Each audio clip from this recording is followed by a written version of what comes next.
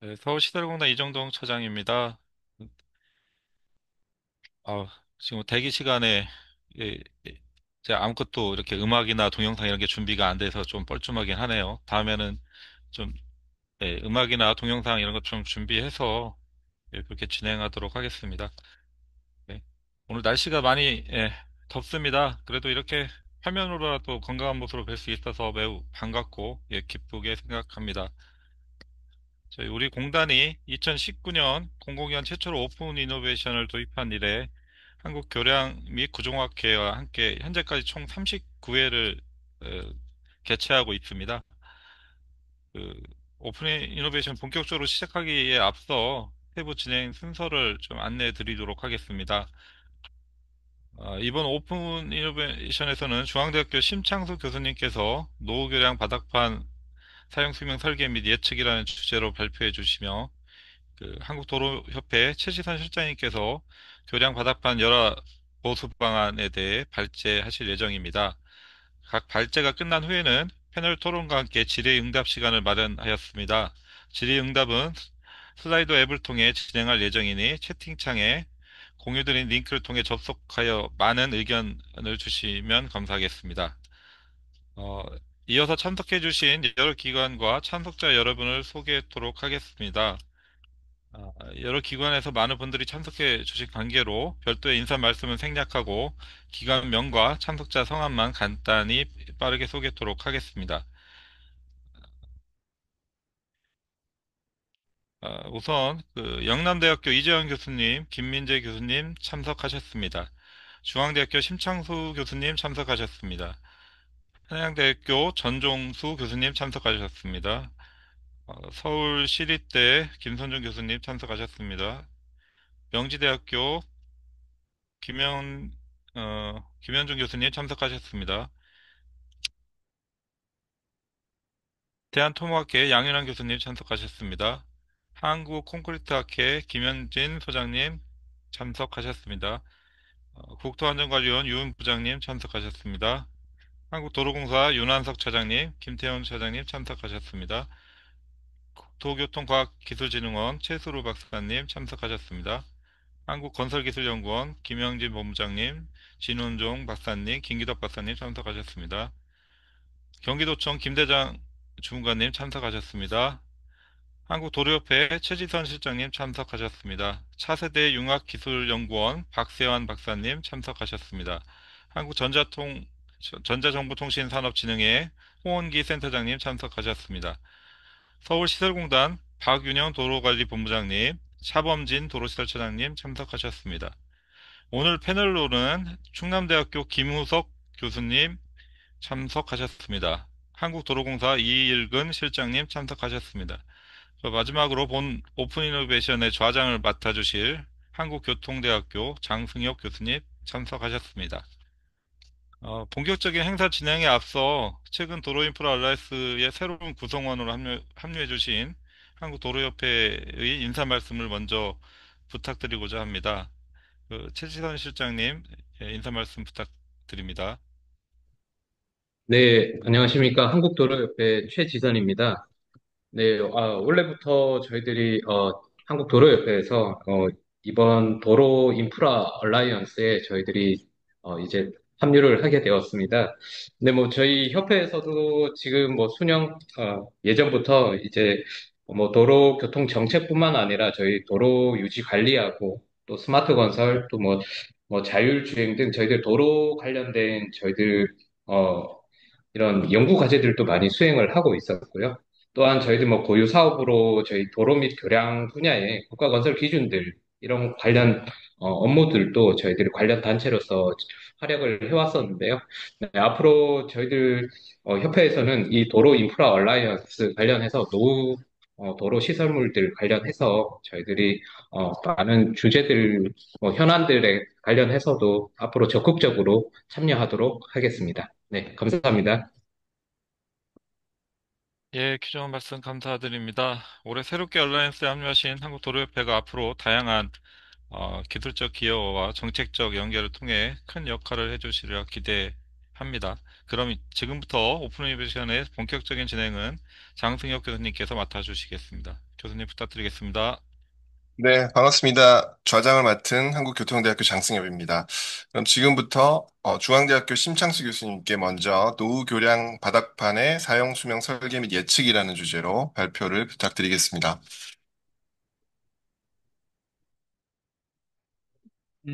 네, 반갑습니다. 화면 공유가 됐겠죠? 네, 보입니다. 네. 중앙대 심창수 교수입니다. 제가 오늘 발제를 하려고 한 거는 바닥판 사용 수명 설계 개념하고 최근에 이제 노후 바닥판이 좀 이슈가 많이 돼서 원래는 제가 이제 이 오픈 이노베이션에서 발제를 하려고 의도한 건 아니었고 도로 라이언스에서 이제 협력하는 형태의 사업으로 지금 제안을 했었는데 하는 김에 이제 의도를 좀 설명드리는 게 좋을 것 같아서 이 내용을 발제를 하게 됐습니다. 그래서 뭐 아시는 분들도 계시고 조금 생소할 수도 있는데 우선은 이제 바닥판의 사용 수명을 어떻게 정의할 것인지 물론 미국의 사례가 있고요. 그다음에 이제 최근에 뭐 도로공사도 그렇고 건기현도 그렇고 꽤 오랫동안 이제 이 안전진단 데이터 기반에서 이제 손상이나 열화 예측을 하려고 하는 노력을 많이 하고 있습니다. 저도 이제 꽤 단연간 연구 과제 없이 그냥 학생들하고 이 주제를 하고 있는데 굉장히 어렵더라고요. 일단 진단 데이터의 신뢰성 문제가 너무 변동성이 커서 어려운데 뭐 근래에 조금 진전이 있었습니다. 그래서 그 설명을 좀 드리고 마지막에 이제 이 철거 바닥판에 대한 데이터 수집이나 협력에 대해서 향후 과제 형태로 좀 제안을 드리려고 합니다. 우리가 보통은 이제 지금 안전진단 체계에서 보면 바닥판이든 아니면 교량이든 이제 D등급이나 E등급 판정을 받아야지 이게 이제 교체 대상으로 본격적으로 고려가 되지 않습니까? 근데 뭐 아시는 것처럼 상태 등급이란 게 표면 보수를 통해서 얼마든지 변경이 가능하기 때문에 이 관리기관의 예산 상황이나 의사결정이 조금 일관성이 있는 경우는 별로 없는 것 같아요. 그런데 이제 미국 같은 경우에 지금 보시는 것처럼 이제 몇 년 전에 이 서비스 라이프 디자인 스펙이라는 거를 만들었거든요. 그 사실은 우리하고 이제 비슷한 의도를 갖고 있습니다. 교량 부재를 이제 나눌 때 이게 교체가 가능한 거냐? 아니면 이제 조금 보강을 하거나 보수를 해서 사용 수명 연장을 지속적으로 계속 할 수 있는 거냐? 아니면 이거는 절대로 이제 사용 중단 상황을 허용할 수 없는 구조물이냐? 예를 들면 뭐 철도나 이런 거겠죠.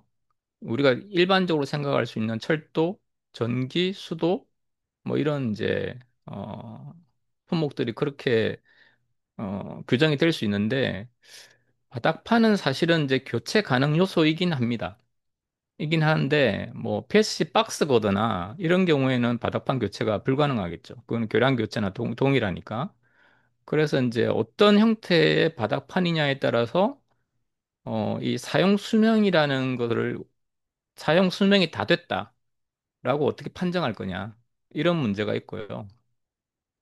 교량 부재 중에서 바닥판이 가장 이제 사용 수명이 짧다고들 많이 얘기하시는데 실제로 통계적으로 이제 바닥판을 교체한 걸 보면 뭐 25년 근래에 왔다 갔다 하는데 이게 반드시 사용할 수 없는 바닥판이라서 교체를 하느냐가 아니고 대부분 다 뭐 그 관리 주체의 예산 사항이나 의사결정 과정 속에서 이루어진 거기 때문에 저희가 몇 년 전에 이제 노후교량 연구단 할 때도 40년 이상 사용을 한 바닥판인데도 내화력에 아무런 문제가 없고 밑에 뭐 FRP 보강이나 아니면 강판 보강을 한 바닥판인데도 불구하고 실제로 문제가 없었습니다. 그런 것들이 이제 조금 더 역학적으로 검증이 좀 필요한 게 아닌가 싶어서 이 이제 개념을 들고 나온 거고요. 우리 이제 입장에서 보면 뭐 아시는 것처럼 지금 이제 안전진단상에서는 DE 등급이 이제 뭐 보수 복구, 교체 이런 대상으로 삼는데 조금 이제 어려운 점은 뭐냐면 기반시설 관리법이나 이제 규정상 이 교량의 관리 주체가 되는 주체 평가 기준이나 아니면 요구사항에 B등급 이상을 90% 이상 유지하시오 이런 이제 사항이 있습니다. 그러니까 대부분의 관리기관들이 이제 B등급 이상을 유지하려고 하겠죠. 그 제일 좋은 게 이제 균열 지우는 거죠. 바닥판은 당연히 그렇고. 근데 이게 또 이제 경감별로도 약간 평균 개념이고 교량 전체로 봐서도 평균 개념이기 때문에 크리티컬한 손상을 이제 놓치거나 아니면 지우거나 이런 경우가 많이 있습니다. 그러다 보니까 이제 B등급인 교량이 뭐 붕괴가 일어나서 인명사고 난다든지 그다음에 스폴링이 일어나서 근래 이제 서울시도 그렇고 도롱사도 문제가 많이 됐는데 그런 것들을 가면 갈수록 이제 예측하기가 힘들어지고 관리 주체 입장에서는 부담이 굉장히 커지는 거죠. 그래서 이제 우리가 개별 손상을 좀 쫓아가는 그런 개념의 유지관리 방안이 좀 필요하다라는 이제 이슈가 많이 제기되고 있습니다. 지금 보시는 게 이제 대표적으로 이제 균열부터 시작해서 백태가 일어나고 그다음에 이제 일부 이제 부식 산화물이 바깥에서 보이고 결국 마지막에 이제 스폴링이 일어나고 이제 콘크리트가 예전 같은 펀칭 파괴라 그러는데 지금은 이제 하면에 있는 콘크리트가 이제 박락이 일어나서 떨어지는 거죠. 그런데 이 밑에 이제 도로가 있거나 아니면 사람이 지나다니는 경우에는 이걸 이제 관리 주체가 더 이상 허용할 수가 없어서 근래에 굉장히 고심이 많은 주체들이 많습니다. 이 가운데에 보시는 표가 뭐냐면 저희가 지금 일본 토모하케하고 같이 이 모니터링 기술에 대한 가이드라인을 아시아 표준화하는 작업을 하고 있어요. 이게 이제 JSE에서 주도적으로 추진하는 건데 그럼 왜 이제 바닥판에 대한 모니터링이라는 개념을 쓰느냐라는 거죠. 그러니까 일본은 우리보다 훨씬 빨리 이제 이런 문제가 있었고 또 유지관리 예산이 좀 많이 부족한 상황이라서 여기다가 뭐 센서를 달 수는 없으니까 육안 관찰이나 이제 현상을 계속 추적해서 조금 이걸 세분화한 다음에 어느 순간 되면 교체를 해야 되겠다. 이런 이제 의사결정을 하기 위한 이제 손상의 모델이라고 보시면 되고 요게 이제 뭐 정착이 되면 우리나라에서만 데이터를 모으는 게 아니고 유사한 이제 환경을 가진 일본이나 다른 나라하고 같이 데이터를 모아서 조금 더 신뢰성 있는 바닥판 손상 모델을 만들 수 있지 않을까 그런 기대를 해보고 있습니다. 그래서 이게 아마 올해 말쯤이면 드래프트가 이제 공식화 될 거고 저희하고 이제 일본의 프랙티스가 좀 많이 다른데 그래도 이제 참고할 만한 사항이 있어서 요 설명을 좀 드리려고 했습니다. 그래서 이제 핵심은 뭐냐면 이제 우리가 균열이나 이런 걸 볼 때 외관 조사망도를 보면 이제 굉장히 있는 대로 다 그리거든요. 점검하는 사람 입장에서 보면. 그런데 이제 그 중에서 구조적이냐, 구조적이지 않으냐. 다르게 얘기하면 이제 진전이 계속 있고 다른 손상으로 이제 이게 진행이 되는 균열인지 아니면 그냥 뭐 초기에 생긴 거고 전혀 진행이 안 되고 그대로 가만히 있는 건지에 따라서 좀 다른 관점에서 봐야 되는데 그렇지가 않다는 거죠. 그래서 이제 그런 부분에 대한 뭐 점검자 가이드 같은 것도 좀 필요하지 않을까 그런 생각을 하고 있습니다. 그 다음에 이제 지금 이제 바닥판 상태 평가 기준 여기 A, B, C, D, E 보시면 요것도 저는 이제 외관조 사망도를 가지고 데이터를 좀 구축해 보려고 굉장히 노력을 했는데 결국은 이렇게는 안 되겠다는 생각을 했습니다. 이유가 뭐냐면 이게 경감별로 조닝이 없이 그냥 바닥판에 뭐 균열 폭이 얼마냐 아니면 이제 균열 면적이 얼마냐 뭐 이런 식으로 되고 누수백태나 표면 손상, 철근 부식이 있냐 없냐를 가지고 이제 등급을 나누게 되는데 실제로 이제 뭐 전국에 있는 교량이든지 아니면 30년 이상 교량 바닥판의 데이터를 긁어 모아서 엑셀 작업을 뭐 서울시도 하시고 금기현도 하시고 도롱사도 하시고 다 하셨는데 저도 했습니다. 했는데 쓸모가 없더라고요. 쓸모가 없어서 영역별로 그다음에 이제 원인별로 개별 손상을 추적 관찰할 수 있어야 되겠다. 그러려면 지금 하는 점검도 좀 바뀌어야 되고 그다음에 이제 이 상태 등급 자체가 조치사항으로 연결되잖아요. D나 A가 나오면. 그 부분도 조금 바뀔 필요가 있겠다 이런 생각을 해봤습니다.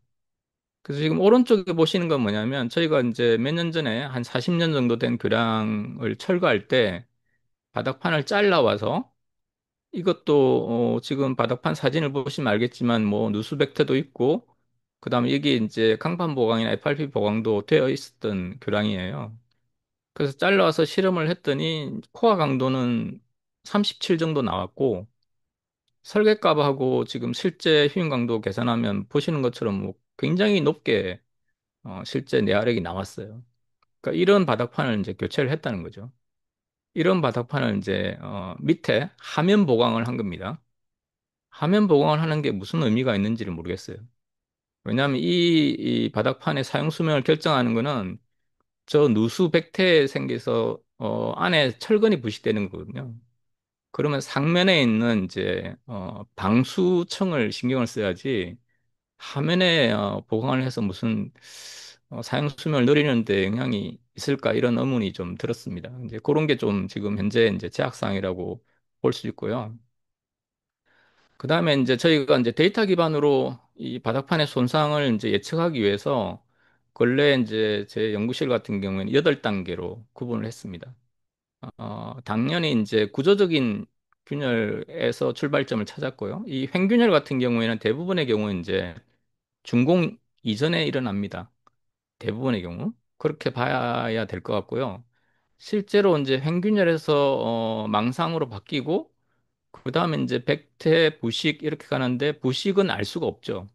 부식 산화물이 바깥에 드러나기 전까지는. 그래서 요거는 이제 우리가 이제 보통 부식의 여건이 조성됐냐를 이제 탄산화나 염화물 농도로 얘기를 하는데 그거는 이제 계산식을 가지고 유출을 해서 커브를 중간에 이제 맞추는 그런 형태로 지금 데이터 기반의 이제 손상 예측 모델을 만들고 있고요. 이거 할 때 이제 어려운 점은 이제 신뢰성 있는 데이터냐 아니냐를 판별을 해서 바닥판 외관 조사 망도에 있는 손상 중에서 선별적으로 해야 됩니다. 그렇지 않고 이제 평균 개념으로 가면 이게 나오지가 않습니다. 그래서 이제 지금 보시는 것처럼 지금은 이제 초기 프리트레인드 모델 정도 수준이긴 한데 사용 수명에 대한 정의를 박리박락이 일어날 정도면 사용 수명이다. 라고 정리를 했고요. 그렇게 해서 이제 예를 들면 뭐 부식 산화물이 보였으면 그때부터 박리박락까지 얼마나 걸릴 거냐. 물론 여기에 미치는 영향 인자가 많죠.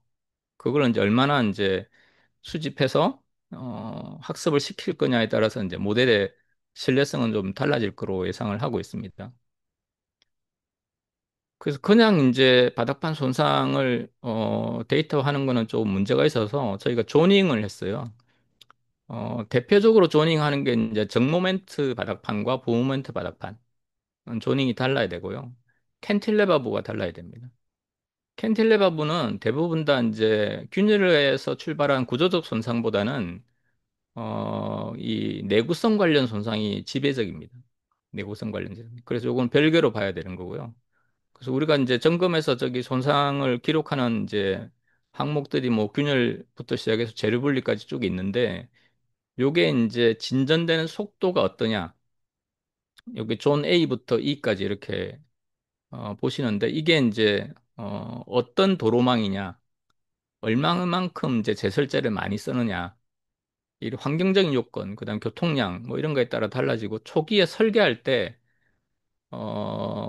모멘트 강도하고 최대 모멘트 사이의 비율, 그다음에 이제 철근의 배건 이런 것도 영향을 많이 미칩니다. 이제 그런 것을 고려해서 지금 이제 하고 있는 중이고요. 그 다음에 이제 근래 GPR 장비를 쓰는 주체가 이제 도로공사는 예전부터 쓰고 계셨고, 근데 조금 아쉬웠던 거는 이제 상면에서 이제 이, GPR 데이터를 모아서 뭐 포장이라든지 철근이라든지 손상이라든지 이런 걸 평가하고, 하면에서는 외관 조사 망도가 있는데 이 두 개를 같이 묶어서 바닥판을 평가하면 좋겠는데, 그렇게는 하지 않으시더라고요. 그렇게 하지 않기 때문에 이제 실제 바닥판 손상이 어떻게 진전이 되는지를 실제적으로 이제 이렇게 추적 관찰하기가 제약이 많았습니다. 그래서 이런 형태의 이제 데이터를 통합하는 그런 노력도 좀 필요해서 올해 저희가 도로공사 구조물처랑 바다판 관련해서 과제를 하나 시작했기 때문에 이런 형태의 이제 종합적인 평가 가능한 구도를 한번 만들어 보려고 이제 계획을 하고 있습니다. 그 다음에 이제 여기 도로 온라인스에 계시는 이제 관리 주체분들이 많이 계시니까 제가 좀 제안 드리고 싶은 게 지금 이제 우리나라 지도를 보면 이제 도로 노선도가 있잖아요. 고속국도가 있고 그다음에 이제 국도가 있고 지방도가 있는데 재밌는 게 이제 탄산화 염화물 같은 경우에 탄산화는 제가 보기에는 바닥판 사용 수명에 영향을 미치지 않는다고 봐도 무방할 것 같습니다. 지금까지 이제 본 데이터로는 염화물은 편차가 큽니다. 굉장히 커요. 제설제 사용량에 따라서. 그래서 오른쪽에 있는 염화물 관련된 이 수식을 바꾸려고 합니다. 타임 펑션으로. 그래서 그런 이제 작업들을 지금 하고 있는데, 동참을 해주시면 더 좋은 모델이 나오지 않을까 그런 생각을 하고 있고요. 예를 들면 저희가 이제 저희가 수집하는 게 실제 얼마나 신뢰성이 있는 데이터인지는 조금, 의문이지만, 어쨌든 지금 나온 데이터 중에서, 거리당 제설제 사용량, 도로 노선별입니다. 사실은 지역별인 경우도 있고, 그 다음에 이제 바닥판 표면에서의 염화물 함유량 실증 데이터, 요것도 이제 점검 데이터인데, 요게 조금 애매해요. 분산 정도가 굉장히 큰 부분이 가끔 생기는데 이유가 뭐냐면, 그, 방수청 교체를 하거나 포장 교체를 해버리면 이게 바뀌는 경우들이 생기는 것 같습니다. 그래서 이제 그런 거는 감안하더라도 오른쪽에 있는 그래프를 보시면 저희가 이제 조사한 거거든요. 이 제설제 사용 통계하고 염화물 농도의 비례관계는 명확합니다. 명확하기 때문에 이런 부분들은 이제 참고를 해서 이 이제 표면에 있는 염화물 함유량하고 실제 철근 이취에서의 부식 시작 시점과의 관계식을 지금 만들려고 노력하고 있는데 그게 쉽지는 않습니다. 그렇게 되면 바닥판 사용 수명 예측에서 굉장히 결정적인 이제 어떤 고리가 완성이 될 거로 그렇게 예상을 하고 있고요. 그래서 제가 작년부터 계속 쪼아가지고 성남시도 뭐 순회교도 여러 번 설득을 드렸는데 그게 실패를 했고 다행히 서울시에서 조금 호응을 해주셔가지고 저희가 이제 겨우겨우 지금 이제 철거하는 바닥판 야적장에 가서 저희 학생들하고 가서 이제 보고 그중에서 이제 부식이 좀 유의미하게 발생한 철근들을 계속 잘라오고 있습니다. 잘라오고 있고, 제가 미처 생각 못한 거는 뭐냐면, 저 바닥판을 교체하려면 코어링을 해야 되거든요. 그러니까 우리가 이제 별도로 재료 코어링을 할 필요가 없더라고요. 그냥 야적장에 가서 가만히 기다리고 있으면, 코어가 막 이렇게 쏟아지면, 그걸 주워다가 압축강도 시험도 하고, 염화물 탄산화 시험도 하고, 굉장히 유용합니다. 그래서 제가 지금 소장님한테도 이 밥을 한번 사드려야 되는데, 아직 그러지는 못하고 있고요. 어쨌든, 도로 온라이언스의 관리 주체에 해당되시는 분들이 이런 데 좀 관심을 가져주시면 이게 실증 데이터잖아요. 우리가 이제 구조물이 50년 수명 주기를 한 바퀴 돌고 있는 시점이기 때문에 지금 현재 하고 있는 내구성 설계라든지 이게 전부 다 실증 데이터 기반으로 기준 자체를 저는 바꿔야 된다고 보거든요. 바닥판에 대한 내구성 설계도 꼭 지금 뭐 고강도를 써서 덮개 올라가는 걸 줄이고 이런 일을 할 필요가 있는가? 아니면 방수청에 대한 투자를 얼마나 더 하는 게 유의미한가? 이런 것들을 좀 다시 만들 필요가 있어서 그래서 보시면 아시겠지만 건전한 바닥판은 굉장히 건전합니다. 이거는 뭐 옛날 재료가 더 좋기 때문에 교체할 필요가 없어 보이는 경우도 있어요. 실제로 보면. 근데 우리가 이게 확신이 없지 않습니까? 그래서 어떤 형태로 이제 보수 보강을 하고 교체를 할지 말아야 될지에 대한 판단을 할 때는 이런 것들을 실제 계속 뜯어보고 실험도 해보고 해야 되는데 저희가 지금은 이제 콘크리트하고 철근만 하고 있고요. 지금 좀 이제 중앙경관으로 가서 손상이 좀 유의미한 바닥판이 있으면 바닥판도 몇 개 얻어서 구조 실험도 좀 해보려고 합니다. 그래서 그런 것들을 좀 관심을 가져주시고 혹시 뭐 같이 협업을 해볼 수 있으면 더 좋을 것 같다는 생각을 하고 있고요. 그래서 제가 이제 뭐 향후 과제로 좀 제안을 드리고 싶은 게 저희가 이제 이런 데이터를 얻으면서 뭐 외관 조사망도 비롯해서 안전진단 보고서를 많이 얻는데 교량대장 항목에서 찾을 수 없는 게 있습니다. 그게 뭐냐면 방수청을 언제 교체했는지를 모르겠어요. 교량대장에 이게 없어요. 방수청 종류와 교체 시기. 그러니까 바닥판 수명이나 바닥판에 대한 이제 여러 모델 만들 때는 이게 굉장히 걸림돌입니다. 그래서 가능하시면 이걸 좀 추가하는 쪽으로 바꿨으면 좋겠고요. 그다음에 외관조 사망도 같은 경우에도 이게 이제 그리는 사람이 다 다르고 점검하는 사람도 다르고 그러니까 그 이전과 이후가 연결이 안 됩니다. 위치도 연결이 안 되고 유일하게 보니까 서울시가 이제 이전 손상과 보수된 손상을 이제 외관조 사망도에 기록하시던데 다른 주체들도 그렇게 좀 바꿨으면 좋겠고요. 그다음에 외관조 사망도가 스케일이 안 맞거든요. 그러다 보니까 이게 이제 연결을 할 수가 없습니다. 지금 이제 뭐 BIM 기반의 유지 관리 이거 백날 해도 소용이 없어요. 외관 조사망도가 매핑하기가 어렵기 때문에 그래서 그런 게 좀 있고 협업을 했으면 좋은 거는 이제 여러 손상 모델 개발은 가능하면 이제 뭐 여러 연구 주체들이나 아니면 관리기관이 협업을 했으면 좋겠고요. 그 궁극적으로는 그럼 뭐가 필요하냐면 이거를 이용해서 바닥판 설계를 개선해야죠. 바닥판 설계를 개선해야 되는데 개선하는 그 파트가 예를 들면 뭐 캔틸레버 부가 내구성에 취약하면 캔틸레버 부는 별도로 방수 처리나 코팅을 한다든지 이런 일을 할 수 있잖아요. 그게 초기 비용은 좀 들겠지만 장기적으로 봤을 때 이제 그런 이제 개선 사항이 좀 있으면 좋겠고 게다가 이제 최근에는 대부분 다 교체를 할 때 프리캐스트 바닥판으로 교체를 합니다. 근데 되게 안타까운 건 뭐냐면 사용 수명이 끝나서 프리캐스트 바닥판으로 교체를 하는데 프리캐스트 바닥판의 내구성에 대해서 별 관심이 없으신 것 같아요. 이 프리캐스트 바닥판으로 교체를 하는데 더 싼 바닥판을 가져와라. 이렇게 하는 게 맞는가? 더 오랫동안 유지 관리비가 최소한으로 드는 바닥판을 요구하는 게 맞는 것 같은데 이제 그런 것도 이제 좀 고려를 해볼 필요가 있을 것 같다는 생각이 들고요.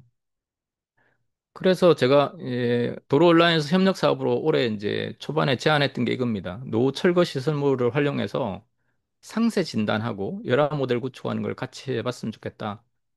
특히 이제 압축 강도, 염화물 탄사나 이런 거 시기별로 이제 있는 거고요. 부식 모델도 꼭 필요하고, 그다음에 보이지 않는 손상을 어떻게 진단할지도 이렇게 철거된 시설물 가져와서 안에 이제 부식 정도가 있고 이러면 이거 어떻게 할 건지 예전에 이제 정릉 청교할 때도 우리가 비파기 시험하는 장비들 뭐 블라인드 테스트 하고 이랬는데 그런 게 좀 필요할 것 같고 특히나 이제 이 점검 진단하는 기술자 교육 콘텐츠로 유용하지 않을까 그런 생각을 하고 있고요. 그다음에 이제 사례 공유 활동이 좀 필요할 것 같습니다. 아까 제가 보여드린 것처럼 어떤 경우에는 괜찮다고 생각했는데 붕괴가 일어나고 어떤 경우는 손상이 엄청 심각하다고 생각해서 교체를 하려고 막상 뜯었는데 바닥판이 너무 쌩쌩해서 당황하는 그런 경우가 생기거든요. 그래서 이게 이제 진단이 헬스케어처럼 경험도 많이 필요하고 데이터도 많이 필요한 그런 사업이라서 얼라이언스가 협력하기에 적절한 게 아닌가 이런 생각이 들고요. 그래서 제가 참고 사업을 하나 찾았어요. 의료 분야에는 보건의료 데이터 빅데이터 개방 시스템이라는 게 있습니다. 여기에 이제 재밌는 이제 그는 뭐냐면 이 보건의료 데이터를 갖고 있는 주체가 병원도 있고 굉장히 많거든요. 그 주체들이 고유 식별 번호를 제거하고 모읍니다. 그리고 그 중에서도 이제 특별히 이제 개인정보하고 관련성이 높은 경우에는 어, 따로 폐쇄된 공간에서 연구를 할 수 있게 해주고요. 그다음 분산 연구 네트워크라 그래서 이거 보건의료 쪽에 연구하려고 하는 주체가 많지 않습니까? 그 주체들이 요 데이터에 기반해서 연구할 수 있는 환경을 제공해요. 우리가 이제 그 정도까지는 지금 당장 할 수 없겠지만 이번 정부의 가장 큰 키워드가 인공지능이니까 건설 분야에서는 유지관리 쪽에서 이거를 우선적으로 시도해 보는 게 가장 유의미하지 않을까 싶고 저희 도로 온라인에서는 가능하면 바닥판부터 하시면 어떨까? 그런 제안을 해봅니다. 이상입니다. 네, 수고하셨습니다. 그러면 패널 토론 시간을 갖도록 하겠습니다. 오늘 패널로는 충남대학교 김우석 교수님 그리고 도로공사 이일근 실장님을 모셨습니다. 먼저 도로공사 이일근 실장님께 의견을 좀 청해 듣겠습니다. 네. 심창수 교수님 발표 잘 들었습니다. 심창수 교수님은 항상 저희들 현장에서 일어난 내란 상황에 대해서 관심을 가져주시고 연구해 주셔서 진짜 감사하다는 말씀 전달드립니다. 그 사용수명 예측인데 이 바닥판의 사용수명 정말 알고 싶은項目중에 하나라는 생각이 듭니다. 사실 이제 저희들 이제 과지주체 같은 경우는 교체 시기를 정확하게 알게 되면 유지관리 계획을 세우는데 상당히 도움이 되거든요. 그래서 항상 주 관심사 중에 하나인 것 같습니다. 그리고 이제 바닥권이라는 게 우리 안전부재 중에서 벼랑에 이제 안전부재들이 여러 가 있는데 가장 여러 가지 빨리 되는 그런 부재이기 때문에 더욱 중요하지 않나 그런 생각이 듭니다.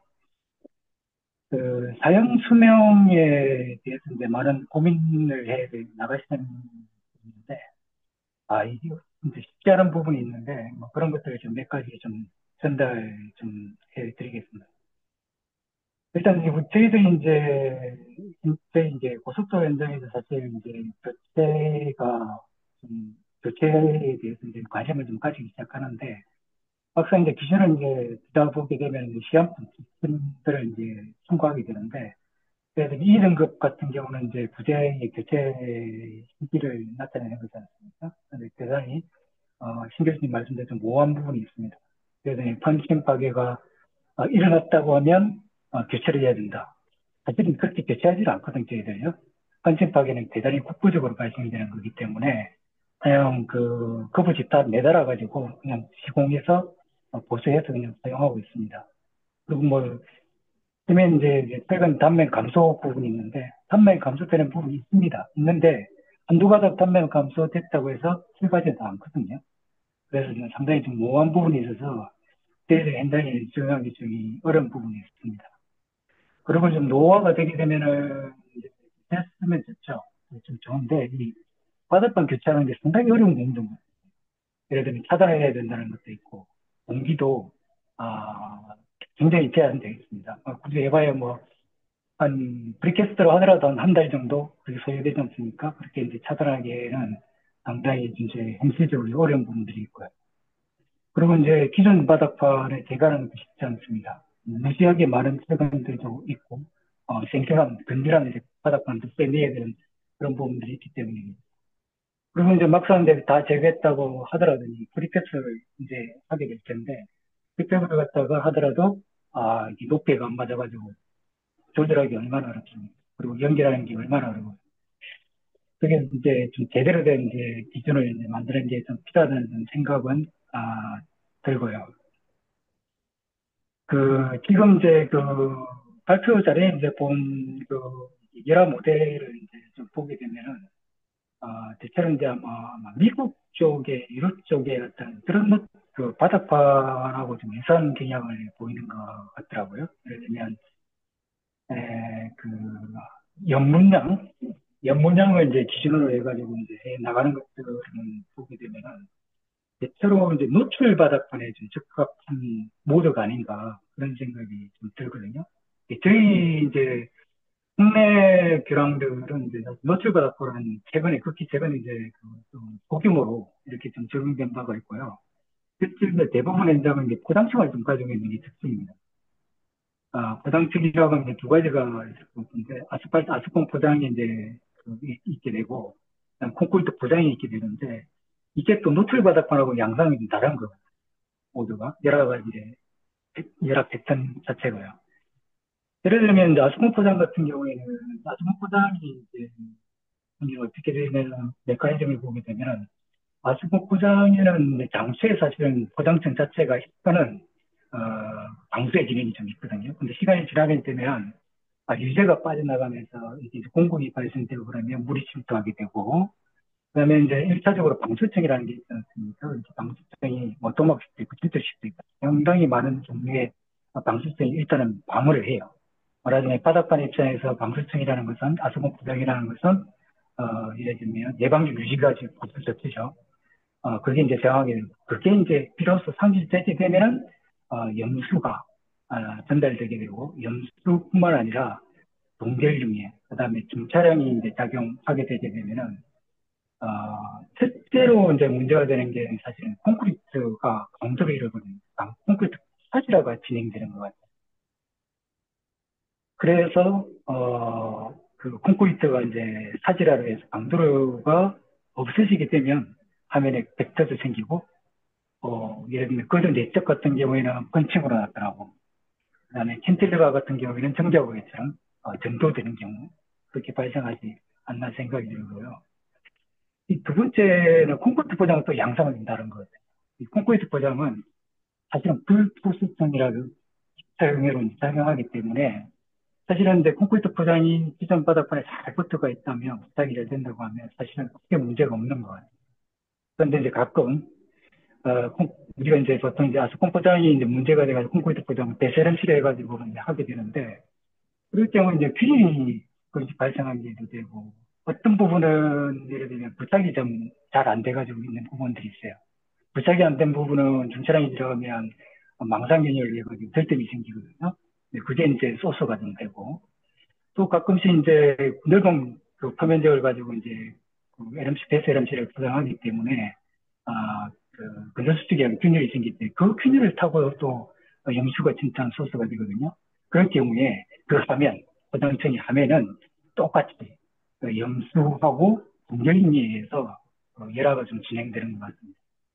그러면 이제 그렇게 이제 되는 경우가 이제 두 가지, 아스콘 포장하고 콘크리트 포장은 두 가지 나라인데 또 한 가지 모드가 좀 있는 것 같아요. 어떤 모드냐면은 그 아스콘 포장도 마찬가지고 콘크리트 포장도 마찬가지고 어떤 면적을 가지고 발생하지 않지만 국부적으로 어떤데 이게 불이 발생된다든가 문제가 되는 경우가 있는데 그쪽으로 염수가 침투하게 되면 어떤 면적을 가지고 손상이 되기보다는 균열을 타고 밑으로 내려가가지고 사면에 있는 철근을 부식시키면서 사면에 있는 기복을 탈락시키는 그런 세 가지의 모드가 각각 있는 거 아닌가 좀 그런 생각이 듭니다. 그래서 앞으로 연구할 때 이런 부분들에 대한 연구도 좀 필요하다는 좀 생각이 들고요. 또한 이제 자연수명 이제 예측할 때 좀 어려운 부분들 중에 좀 생각해 보면 이게 이제 그 바닥판에 모든 문제가 좀 들어간데 국부적으로 발생되는 경우가 많아요. 이게 국부적인 게 대표적으로 이제 그 바닥판 같은 게 배수구 주변이 막혀서 그 주변으로 갔다가 손상시킨 게 많거든요. 그렇다고 한다면 이제 국부 손상이 발생했다고 해서 연분량이 좀 많이 침투했다고 해서 저희들 다시 교체를 결정하지는 않거든요. 그 부분을 도려내고 단면 복구를 하죠. 단면 복구를 하기 때문에 이게 충분히 그런 이제 연장 조치를 통해 가지고 하기 때문에 이런 부분들이 사실은 현장에서는 일반적이에요. 그러다 보니까 아까도 이제 그 신교수님 말씀드린 방수청 아스콘 포장이 이제 방수청을 갖다가 어떤 보수했다고 이야기하는데 사실은 이게 계속적인 보수 활동이 들어갑니다. 그렇기 때문에 그렇기 때문에 따라서 사실은 이제 굉장히 좀 뭐라고 해야 되나 연구하는 입장에서 보면 수명을 예측하는데 좀 어려운 부분이 있지 않나 그런 생각이 듭니다. 예, 이상입니다. 네, 좋은 말씀 감사드립니다. 아무래도 현장 경험이 많으시다 보니까 여러 가지 다양한 그 열화 패턴에 대해서 말씀해 주셨고요. 앞으로 이렇게 이제 심창수 교수님도 제안해 주셨으니까 그런 같은 공동 연구를 통해서 많은 정보가 교환되면 좋을 것 같습니다. 우리 충남대학교 김문석 교수님께서도 비슷한 의견을 주실 수 있을 것 같습니다. 김문석 교수님 의견 부탁드리겠습니다. 네, 심장수 교수님 저기 좋은 발표 잘 들었습니다. 저도 몇 가지 생각나는 부분이 있어가지고요. 저도 이제 바다판에 관심이 많고 오랫동안 이제 연구를 해오다 보니까 이제 항상 이제 저도 그 바닥판에 대해서 생각을 가지고 있는 게 그 바닥판 일단은 이제 먼저 뭐 설계적인 관점에서 생각을 해보면은 바닥판 위에 이제 우리나라 같은 경우에는 이제 대부분 뭐 아스콘 포장이나 LMC 포장을 올리고 있는 상황인데 그 포장 같은 경우에도 이제 뭐 한 7년에서 10년 정도 쓰고 나면은 재포장을 하게 되는 경우가 있습니다. 근데 이제 그 재포장을 하는 과정에서 그 여기 그 바닥판 상부에 이제 피복이 그 깎여서 나가서 기존에는 이제 상부 피복이 예를 들어서 5cm였다면은 재포장을 하는 과정에서 4cm로 줄어들고 또 재포장을 하면은 3cm로 줄어들고 이렇게 하면서 피복이 점점 얇아지는 뭐 그런 효과가 있는 것 같습니다. 그래서 이제 그 보수 공사를 저기 그 할 때 그러니까 포장을 재포장을 할 때 그때 이제 좀 더 이제 심혈을 기울여서 바닥판을 이제 좀 장수명으로 이제 쓸 수 있도록 하는 뭐 그런 부분도 이제 필요할 것 같고요. 그다음에 이제 그 최초에 이제 그 바닥판을 이제 설계를 할 때는 그 우리나라에서 지금 이제 설계를 하고 있는 방향을 보면은 상부에 이제 포장이 올라가다 보니까 그 아스콘 포장이나 LMC 포장에 의해서 상부 그 바닥판의 상부면이 전부 다 이제 방수가 되고 있다라고 가정을 한 상태에서 그 바닥판의 상부 피복을 결정을 갖다가 하고 있는 걸로 알고 있습니다. 그래서 이제 저 뭐 제가 생각하기에는 그 아스콘이나 LMC나 전부 다 영원한 포장은 없기 때문에 뭐 이게 이제 제설제에 노출이 되는 거를 감안을 하고 최초부터 설계를 하고 피복 두께를 결정을 하고 그다음에 이제 또 좀 전에 말씀드린 것처럼 이제 뭐 보수공사, 포장, 재포장 시에 그런 부분들을 이제 고려를 한다면은 뭐 좀 더, 그 바닥판의 이제 수명을 늘리는데 그 도움이 되지 않을까라고 이제 생각을 갖다 하고 있습니다. 그리고 이제 또 뭐 점검 진단 측면에서 보면은 아까 그 심창수 교수님이 말씀하신 대로 지금 제가 느끼기에도 우리나라의 이제 그 점검진단 세부 지침 자체가 너무나 이게 저 획일적으로 이렇게 그 뭐 어떤 엔지니어의 어떤 공학적인 판단이 개입될 여지가 없이 그 너무나 이제 획일적으로 이제 판단을 갖다가 하게 돼 있기 때문에 어떤 균열이 중요한 균열이고 구조적으로 이렇게 문제가 될 수 있는 균열인지 뭐 그런 부분을 판단하는 게 어려운 것 같습니다. 그래서 이제 바닥판 경우를 갖다가 생각을 해보면은 바닥판 같은 경우에도 손상 자체가 그 바닥판의 상면에서 제설제와 뭐 중차량이라든지 뭐 외부 환경에 노출돼 있기 때문에 대부분의 열화가 바닥판 상면부터 하면으로 이동하는 그런 경로를 가지고 있습니다.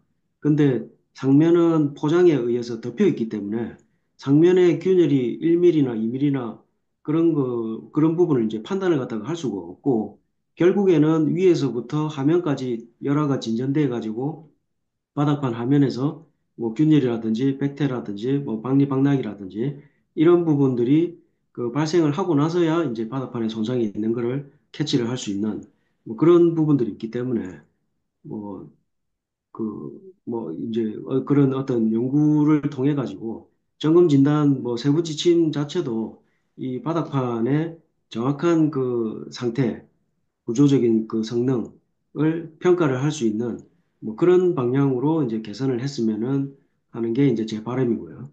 그래서 이제 아까도 잠깐 그 보여주셨는데 그 지금 현재 이제 바닥판의 그 상태평가 그 등급 체계에서 조금 더 나아가서 작년 이제 12월에 그 점검진단 세부 지침에서 새롭게 추가된 파트가 생겼습니다.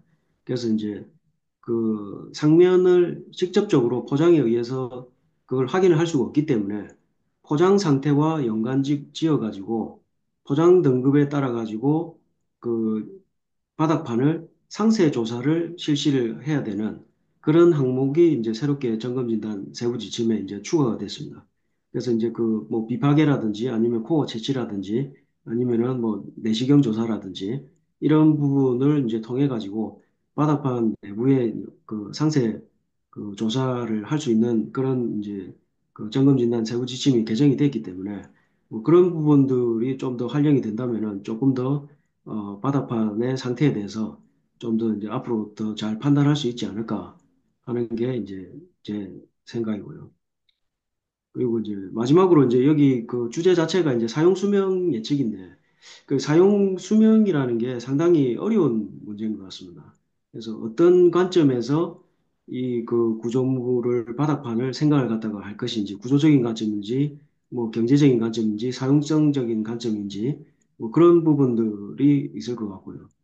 그리고 이제 지금 이제 나와 있는 페이지에 이제 보시면은 스테이트 8 같은 경우에는 지금 이제 박리박락이 발생을 했을 때 여기 이제 수명이 다한 걸로 지금 이렇게 표시가 돼 있는데 근데 이제 제가 보기에는 이제 콘크리트 구조물 같은 경우에는 거의 대부분이 그 국부적인 손상이 주를 이루고 있는 것 같습니다.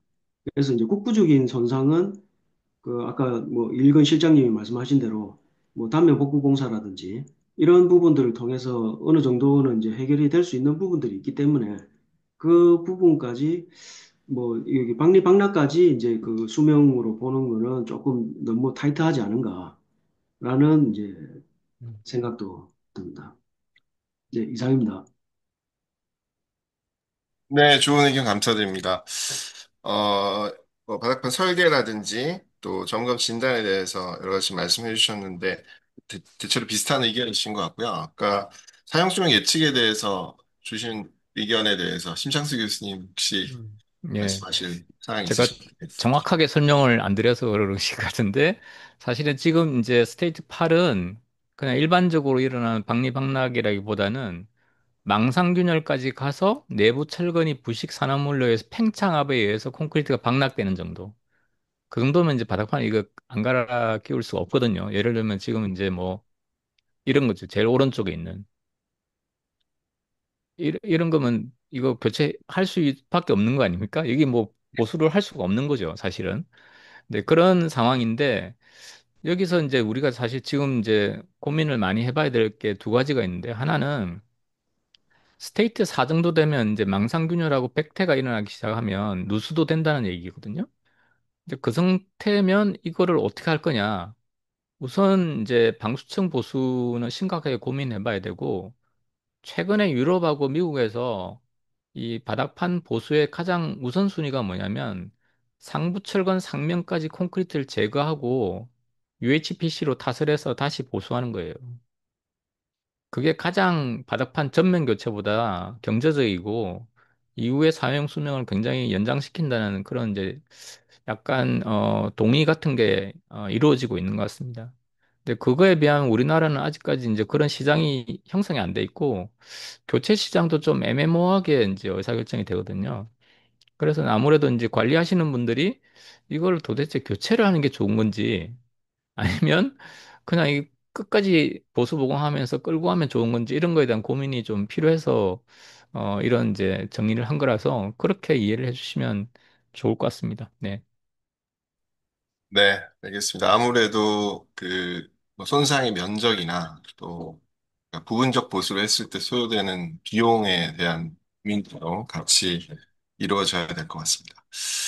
네, 좋은 의견을 감사드리고요. 이제 슬라이도 앱에 혹시 의견이 있으시면 좀 올려주시기 바라고요. 지금 현재 한 가지 질문이 올라와 있는데요. 현재까지 연구를 진행하시면서 제설제 사용량 외에 사용 수명에 높은 상관성을 보인 다른 변수들이 혹시 있을까요? 이렇게 여쭤보셨습니다.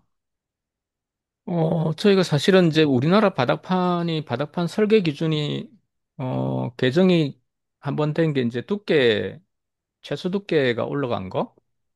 그 이후로 이제 바닥판 증설을 한 게 있고 FRP 보강이나 뭐 이렇게 다른 이제 선택을 한 경우가 있더라고요. 그래서 지금 이제 제가 아까 보여드린 교체 바닥판을 볼 때도 바닥판 두께가 제일 두꺼운 건 37cm였어요. 그 어마어마하게 차이가 나는 겁니다. 이게 바닥판이 두께를 다 잴 수가 없으니까. 그래서 원래는 저희가 예상하기에는 중차량의 영향이 좀 있을 것 같다. 이런 생각을 했고요. 중차량이 이제 어떤 경우에 있냐면 특히 이제 뭐 교대부하고 고무멘트부 처음에 이제 초기에 대부분 횡균열은 준공전에 일어나거든요. 준공전에 횡균이 일어나면 관통균열이 될 확률이 100%입니다. 근데 얼마나 빨리 관통되고 그 관통균열의 간격이 50cm 근처로 되면서 1m 폭이 안 되니까 내화력이 부족해서 망상이 되느냐. 이렇게 흘러가는 데는 차량 통행량하고 중차량 비중에 영향이 있다라고 해서 지금 그거는 이제 계속 분석을 하고 있는 중입니다. 아까 조닝을 한 이유가 그런 거고요. 그래서 조닝된 손상 데이터가 조금 더 쌓이면 이 차량의 영향 그런 게 좀 있을 것 같고 제일 아쉬운 거는 포장하고 방수층의 종류. 요게 나오면 좋겠는데 그래서 지금 이제 뭐 포장 바닥판에 대해서 도롱사랑 과제를 하기로 했기 때문에 조금 단초를 잡을 수 있지 않을까 그렇게 생각을 해보고 있습니다. 네, 감사합니다. 또 혹시 다른 의견 있으시면은 슬라이도 앱에 올려주시기 바랍니다. 네, 의견이 없으시네요. 그러시면은 다음 주제로 넘어가서 유사한 또 주제로 발표를 해주시니까 이후에 조금 더 추가 논의를 하면 좋겠습니다. 한국도로협회 최지선 실장님께서 교량 바닥판 열화 보수 보강 방안에 대해서 발표해 주시겠습니다. 네, 실장님 준비되시면 파일을 띄워 주십시오.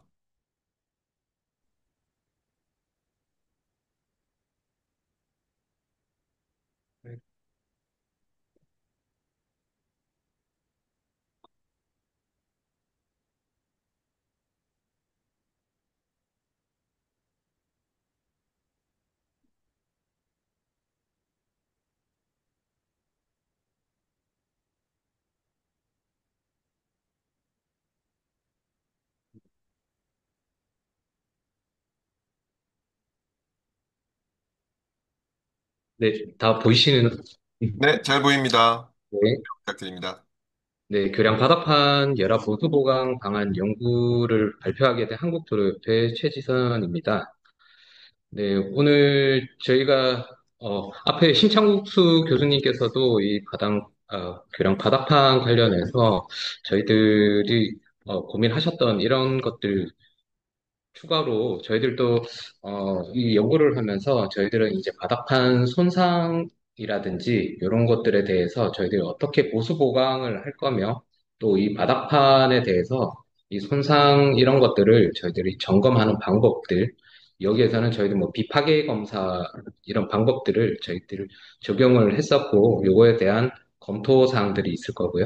또한 이 콘크리트 바닥판 보수 재료의 이런 기준들을 좀 더 강화하는 내용들을 저희들이 오늘 발표할 예정이고요. 마지막으로, 어, 지금 뭐 계속 이런 좀 고민도 계속 되는 부분인데, 언젠가는 교량들의 이 바닥판에 대해서 저희들이 보수나 보강으로 더 이상 이제 이루어지지 않을 때, 이 교체에 대해서 저희들 그 시기와 그 기준들을 어, 해야 될 건데, 이런 것들에 대한 저희들 일단 잠정안에 대해서 저희들이 발표를 할 예정입니다. 네, 먼저 네, 이 교량 바닥판의 열화에 대한 이 사고 사례는 뭐 많은 분들이 보셨겠지만은 뭐 최근 2023년에도 저희들 뭐 정작교 붕괴 사고도 있었었고요. 그 외에 이제 바닥판 열화로 이 고속도로에서도 이런 열화로 인해서 콘크리트가 탈락을 하면서 이렇게 차량에 떨어진 이런 사례들도 있었고요. 네, 이렇게 뭐 전반적으로 보면 이런 교량의 공영 연수가 계속 증가하면서 이런 교통 안전뿐만 아니라 인명사고들도 있었던 사례들이 있었습니다. 그리고 콘크리트 바닥판의 이 주요 손상에 대해서 한번 저희들이 뭐 잘 아시겠지만 다시 한번 되짚어 보면 일단 교면 포장이나 이런 방수층들이 손상이 되면서 여기에 뭐 우수라든지 제설 염화물들이 유입이 되면서 이런 것들이 콘크리트와 또한 철근에 손상을 일으켜서 어, 보시면 뭐 콘크리트의 강도가 저하되는 이런 사지라 현상이라든지 또 심할 경우에는 이제 바닥판 펀칭 파괴와 철근 부식들이 일어나고 있습니다. 네, 이에 따라서 저희들 일단 여기서는 좀 바닥판 손상 분류하고 바닥판 손상 관련해서 이 여러 메커니즘을 한번 저희들이 살펴보면요. 앞에서도 말씀드린 것처럼 이 바닥판 손상은 상면에서 이 초기 결함이라든지 이 중차량 이런 피로로 인해서 이 손상이 일어나고 여기에 수분 침투라든지 또 동결 융해 이런 것들로 손상 면적과 깊이가 확대될 것이고요.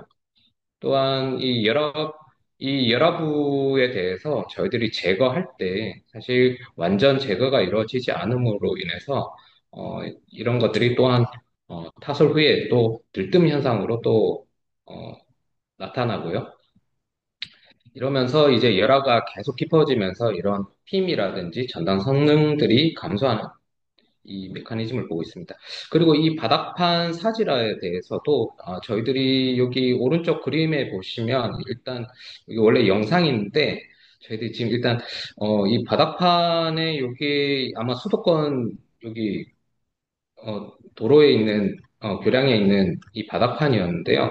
저희들 이 포장을 걷어내고 이 콘크리트부에 이 워터젯으로 이렇게 쌓아봤을 때 이것들이 완전히 콘크리트의 기능을 다 잃은 거죠.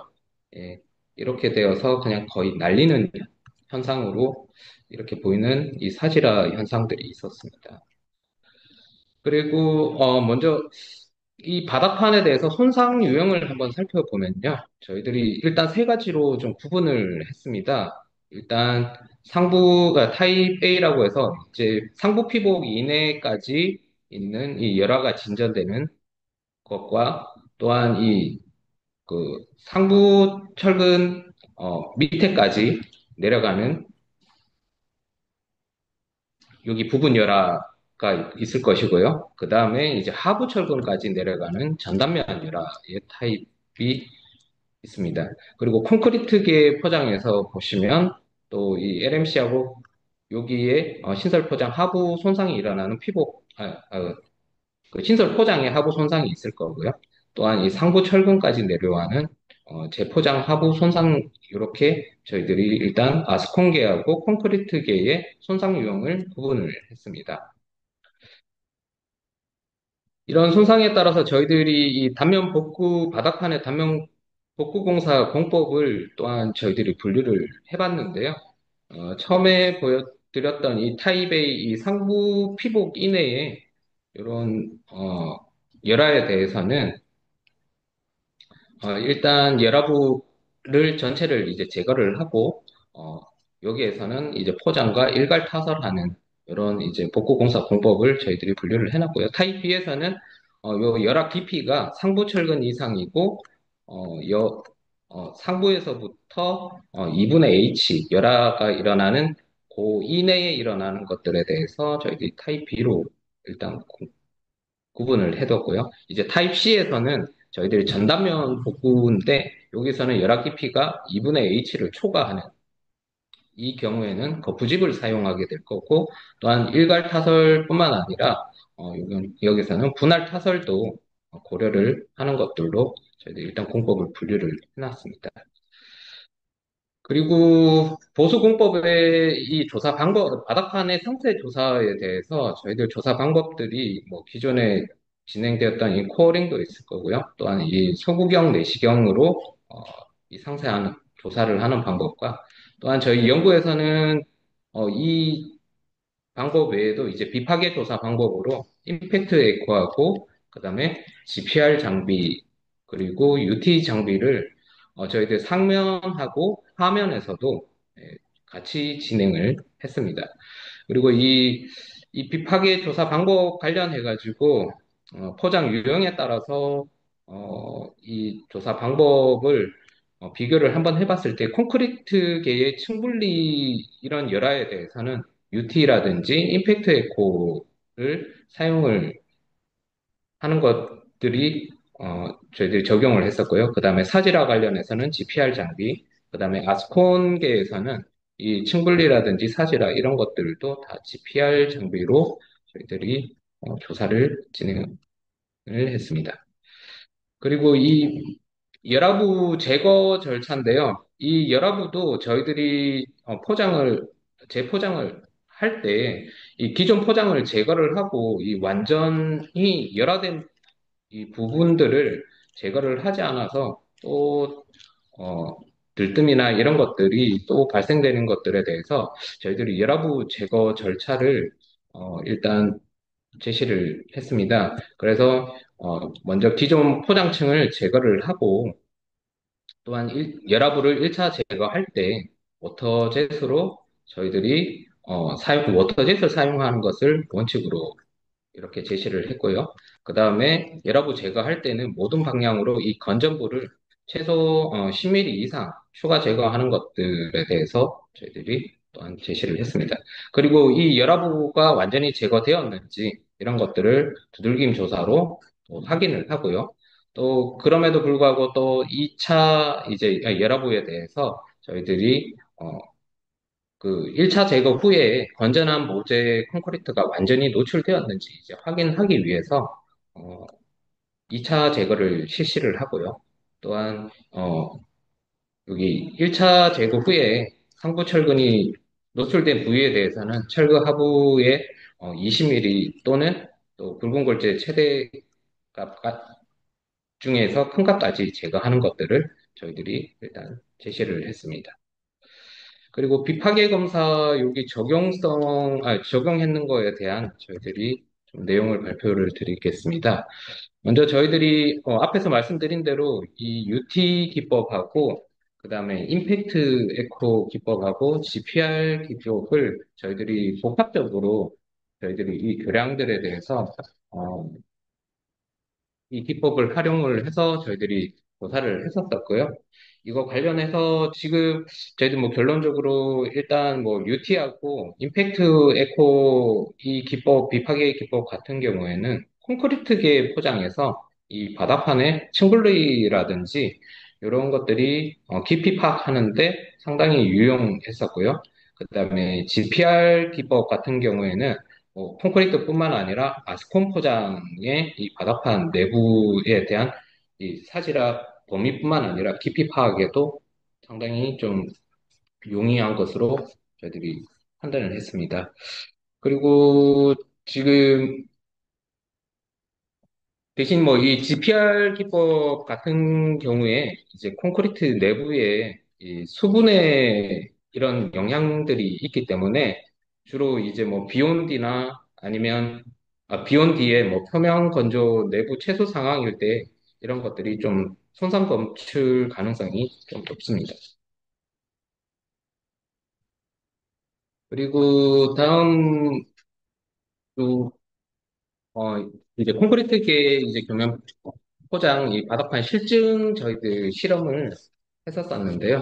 여기는 이제 지정교라고 저희들이 이 교량에서 실제 이제 상부하고 하부에 저희들 각 그 비파계 시험 장비들을 적용을 해서 저희들이 이제 코링을 직접 이제 작업도 하고 이런 상세 조사하면서 저희들 비교를 한번 해봤습니다. 그래서 저희들 뭐 이 검사 여기 보시면 이제 검사 영역 하부에 이 광범위한 방락하고 철근 노출이 있었었고요. 여기에 대해서 이제 UT하고 임팩트 에코 이 적용했는 결과를 보면 하부의 방락부 이 깊이는 측정이 가능을 했었고, 그다음에 코 위치에서부터 어, 후반 계측 부분의 이 계측 영역에서 보시면 상부 철근 근처에 층분리로 의심되는 이런 결과들도 확인할 수 있었습니다. 대신 이 GPR 경우에는 좀 손상을 민감하게 잡아내지는 못한 케이스입니다. 그리고 다음 거는 이제 아스팔트 계열의 이제 교면 포장 이 바닥판 실증 실험을 진행을 했었었는데요. 네, 여기에 대해서 저희들 GPR 기법을 적용을 해서 한번 저희들 확인을 했었고요. 여기 지금 비스캔 이미지는 이 스캐닝 계측을 통해서 얻은 전자파의 이 원천 데이터고요. 어, 마이그레이션 이미지는 비스캔 이미지로부터 이제 내부 반사체 위치의 그 직관적인 파악을 위해서 프로세싱된 이미지입니다.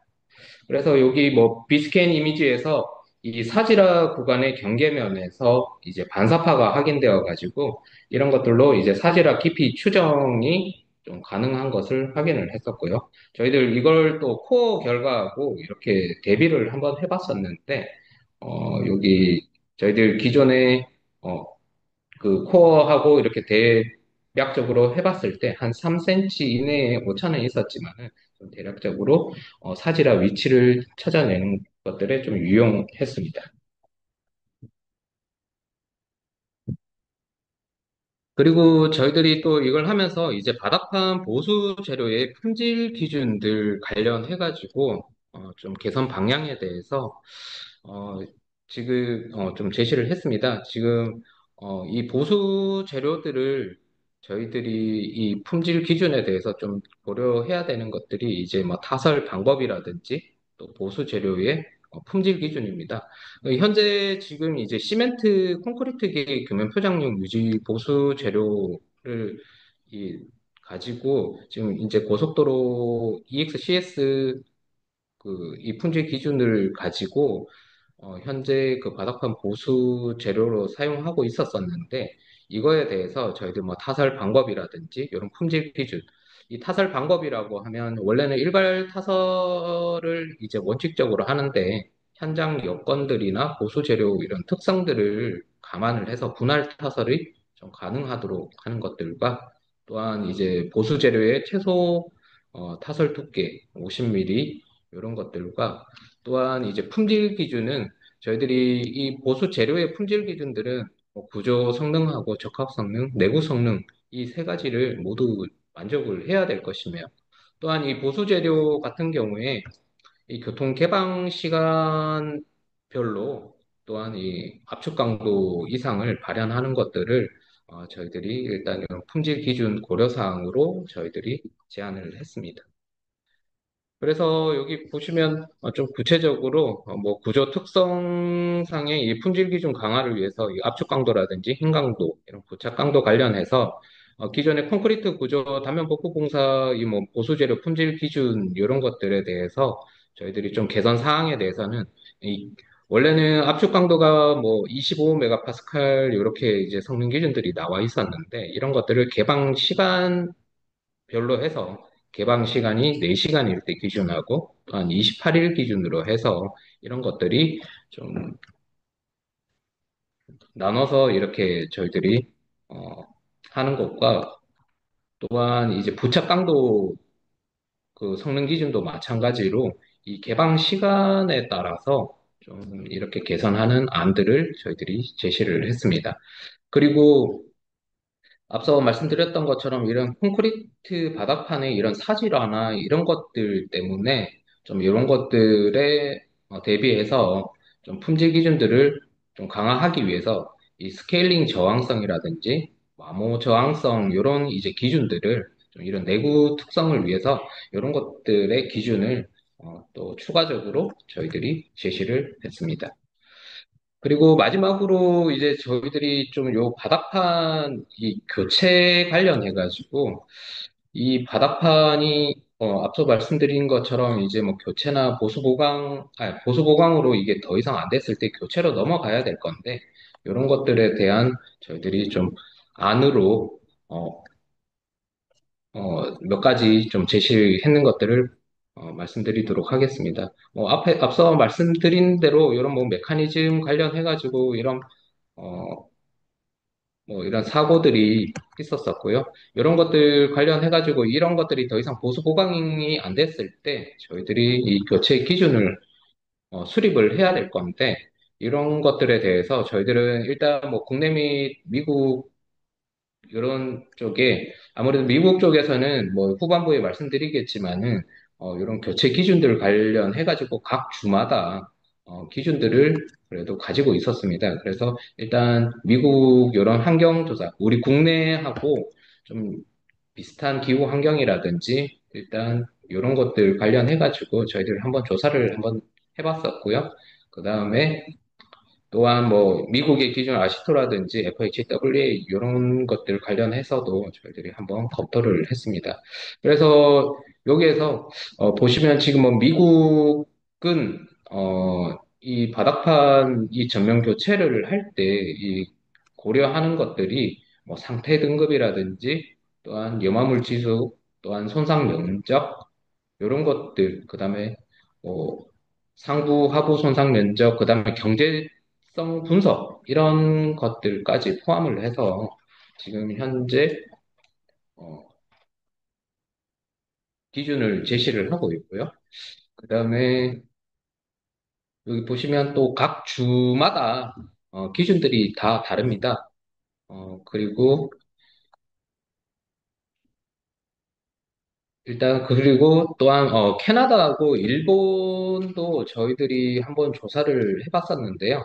뭐 일단 뭐 일본이나 이쪽 캐나다 쪽에서는 일단 경제성 이런 그 수리 비용이 교체 비용하고 한 얼마나 되었을 때 이런 것들을 교체를 할 것이냐 아니면 기대 수명 관련해 가지고 이런 기준들을 제시를 했는 상황들을 저희들이 확인을 했습니다. 그리고 뭐 이런 것들 관련해서 저희들 이제 국내의 이런 제설제 사용량에 대해서도 한번 미국하고 저희들이 한번 비교를 해봤었고요.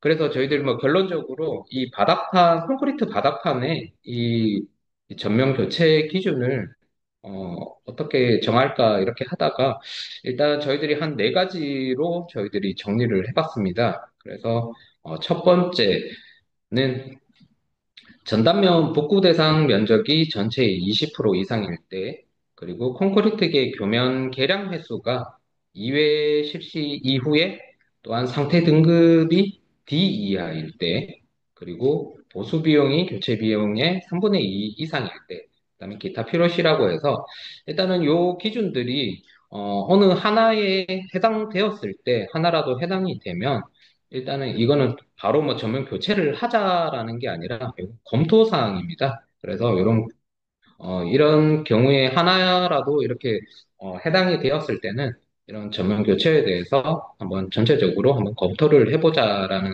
아니니까 여기 뭐 반드시 이렇게 해야 된다는 아니니까 요거는 그렇게 감안을 해주시면 좋을 것 같습니다. 그래서 먼저 이제 1번에 여기 전단면 복구 대상 면적이 20% 이상일 때 요 내용을 보시면 이제 전단면 복구는 저희들이 이 전단면 복구할 때 보면 어, 이 바닥판의 상면에서 뭐 제설제라든지 뭐 여러 가지 영향들로 인해서 균열이나 박리나 들뜸 이런 방락 등의 이런 손상들이 나타나고요. 또한 이제 바닥판 내부에서는 사지라가 존재하고 하부 철근까지 손상이 되었을 때 아마 이 전단면 복구 이 공사를 실시할 거고요. 그래서 이런 것들을 저희들이 오른쪽에 지금 전단면 복구할 때 보면 열하부가 이 바닥판 전체 이 두께의 2분의 H 이상일 때 저희들이 이 대해서 전단면 복구를 실시를 할 거고 여기에 해당되는 면적이 20%에 대해서 보시면 이 대상 면적이 20%라는 이 수치적인 것들에 대해서 한번 저희들도 이거 검토를 하면서 일단 앞에서 말씀드린 것처럼 한번 보시면 미국에서는 이 상부 손상 면적하고 하부 손상 면적에 대해서 이거 디스트레스라든지 아니면 뭐 토탈 데미지 이런 전체적인 이런 것들 관련해 가지고 일단 면적에 대해서 기준을 제시를 하고 있습니다. 그래서 보면 여기 이 기준들이 각 주별로 대략적으로 한 10%에서 한 60%까지 좀 다양하게 분포되어 있고 대신 이런 면적 산정하는 방법들이 좀 다양합니다. 예를 들어서 뭐 미네소타하고 이 같은 이 플로리다 주에서도 이 같은 이 균열에 대해서 이 하는 것들을 보면 사실 미네소타 같은 경우 여기에서는 주에서는 이 균열에 대해서 이 편차가 플로리다하고 보면 거의 면적으로 봤을 때는 한 2분의 1 수준으로 되어 있고 이 국내에서 이 균열 면적을 산정하는 것들로 해보면 사실 우리나라에서는 여기 미네소타 주하고 좀 거의 유사하게 이런 현상을 보이고 있고요.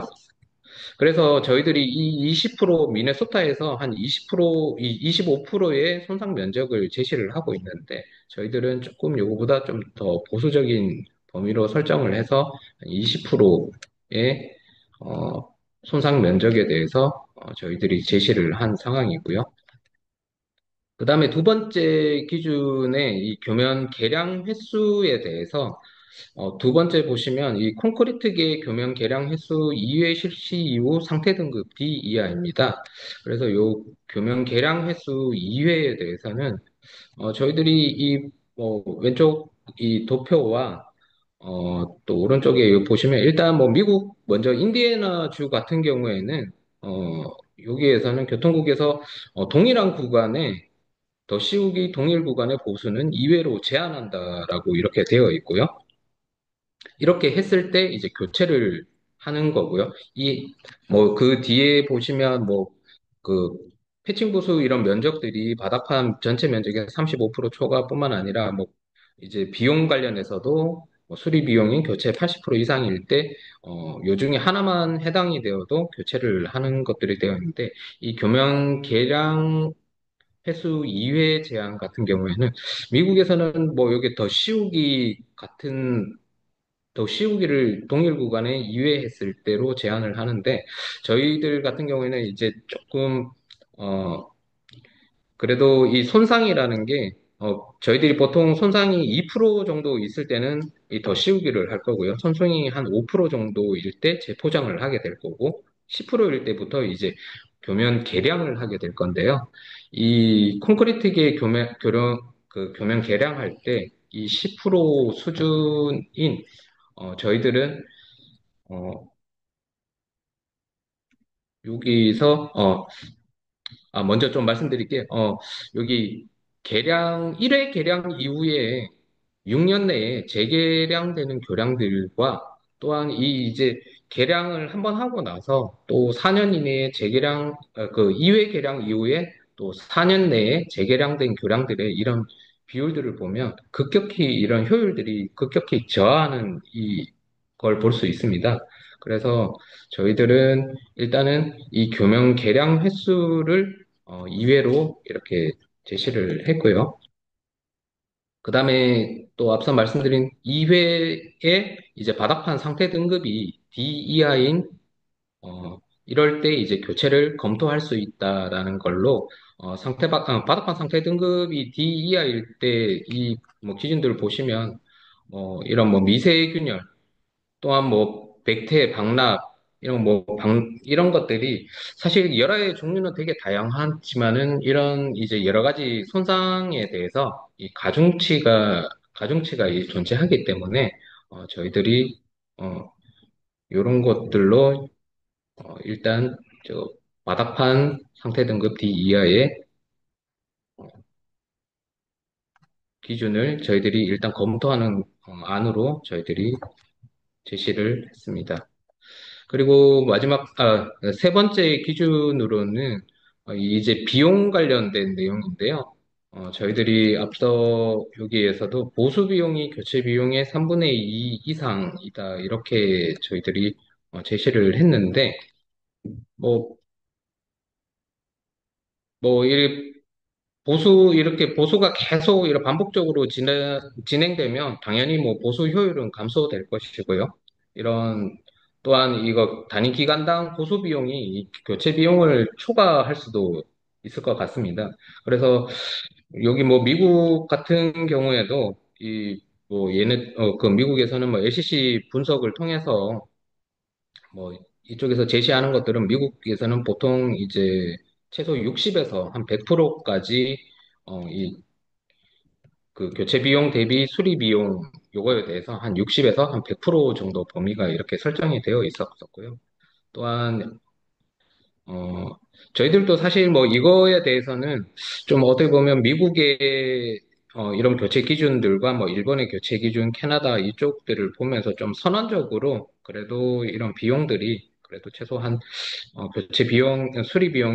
교체 비용이 한 3분의 2 이상이 되었을 때, 좀 이런 것들을, 교체를 그래도 검토를 해보자. 라는 이 안으로 저희들이 제시를 한 상황입니다. 그리고 뭐 마지막 이 네 번째는 그냥 뭐 필요에 따른 건데요. 이 필요는 뭐 그 관련돼서는 그래도 뭐 책임 기술자 판단 하에 치명적인 이상이 발견되었을 때 교체를 좀 검토를 하고 또한 뭐 여러 가지 뭐 이런 선제적 유지 관리 방법 등을 고려해서 정책적으로 뭐 교체가 필요할 경우에 이럴 때는 이제 뭐 자문위원단이라든지 이쪽을 검토를 통해서 의견 수렴을 통해서 교체를 검토할 수 있다. 한 요 정도로 일단 저희들이 제시를 한 상황입니다.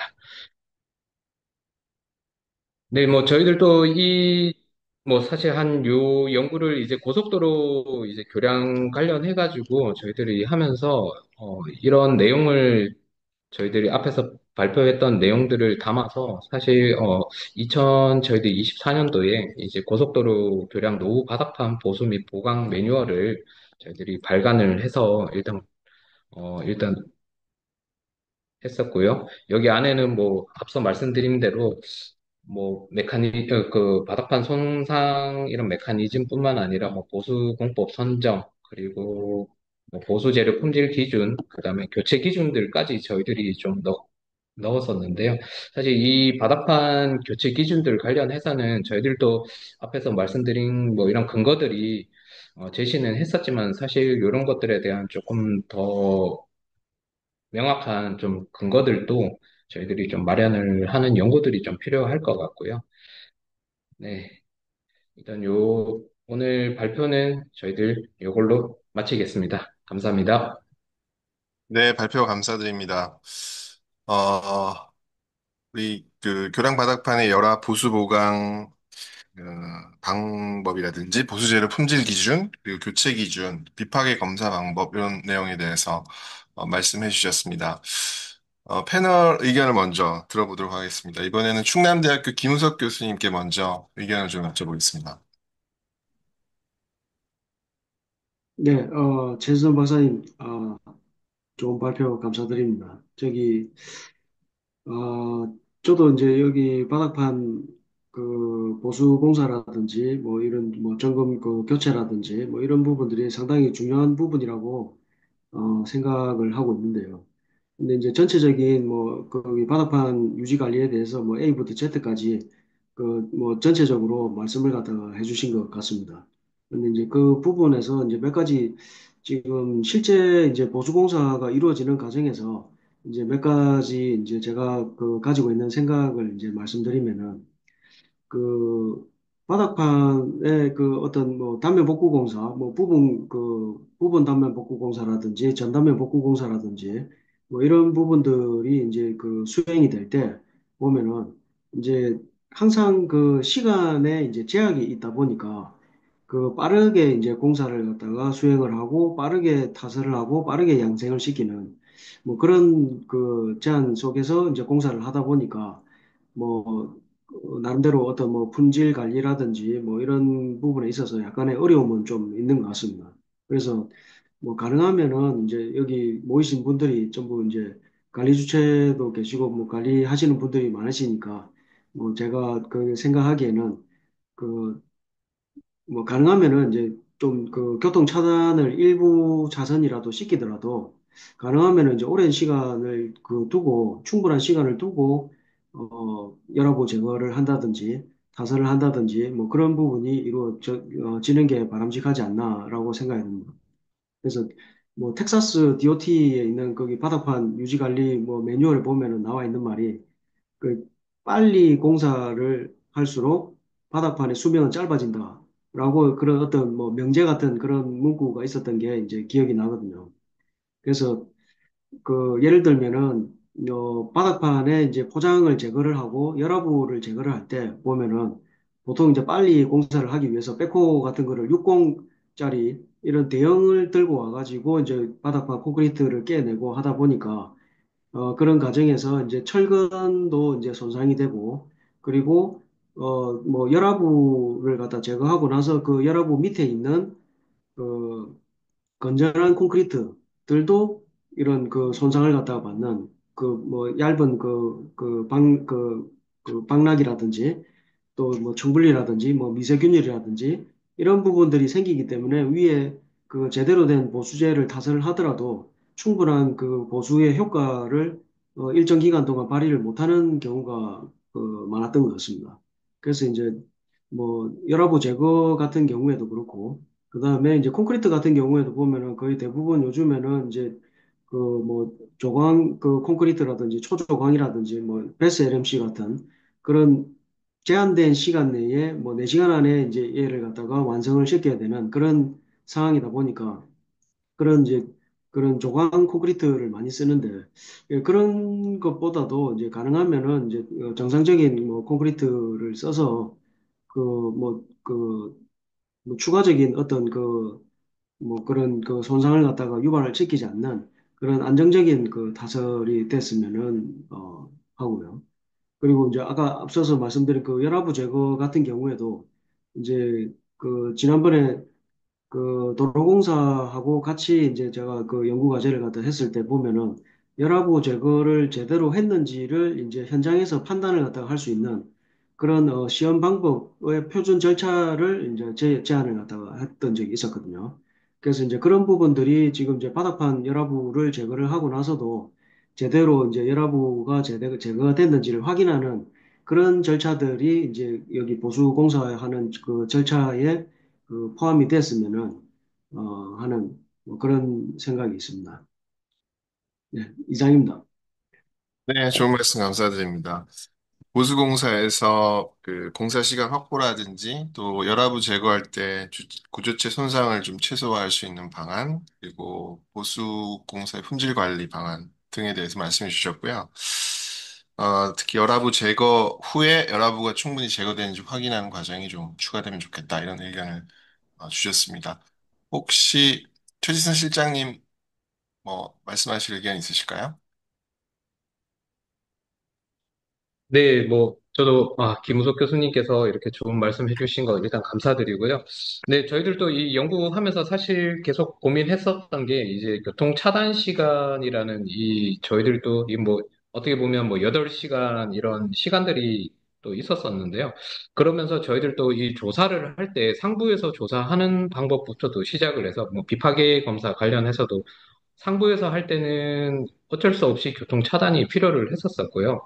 그런데 이런 것들을 좀 극복해보자고 해서 저희들이 바닥판 하면에서도 저희들이 비파괴 이런 장비들을 활용을 해서 교통 이 차단과 좀 그런 것들의 제약에서 좀 벗어나고자 이런 비파괴 조사도 했었었고요.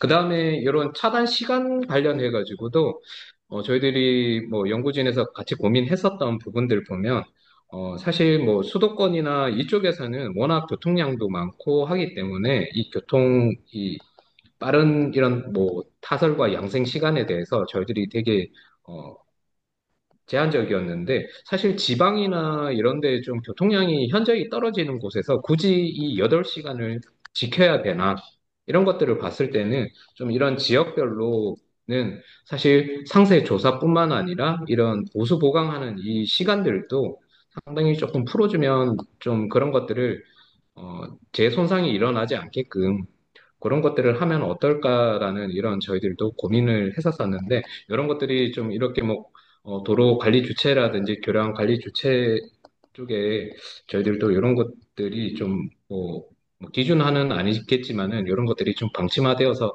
지역별로 좀 교통량에 따라서 이런 뭐 충분히 그런 시간들을 확보할 수 있는 것들을 좀 한번 제안해 보도록 하겠습니다.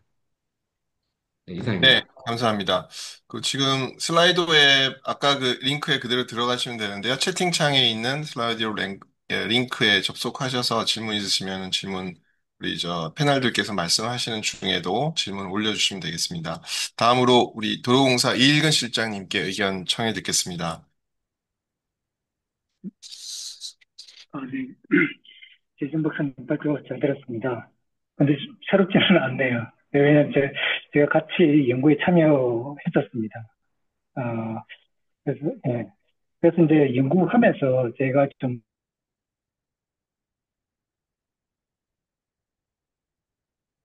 네, 실장님 소리가 안 들리네요.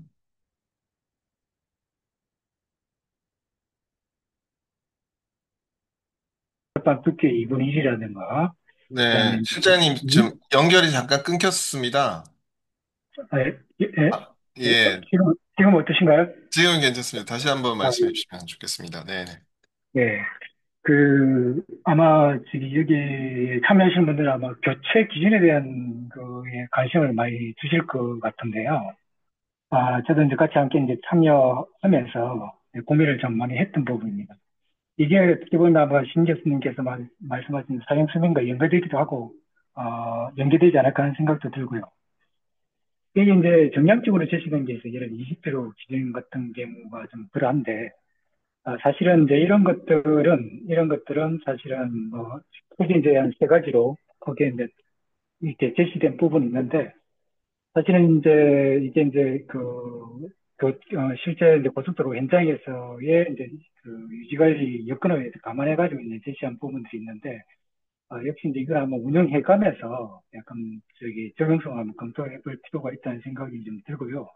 이거 이제 신학에 대해서 말씀을 드리면, 지금 이제 매뉴얼에는 지금 포함되어 있긴 하지만 사실은 우리 이제 공사의 지침으로 이렇게 되어 있지는 않아요. 지금 준비는 하고 있는데, 조만간 빠르면 다음 주에 이 방침화를 해서 실제로 현장에 쓰려고 합니다. 이 쓰려고 한 구간이 어디냐면은 지금 아시는지 모르겠지만 저희가 이제 JC하고 JC를 이제 차단을 해가지고 전면적으로 보수공사를 하는 리모델링 사업이 있습니다.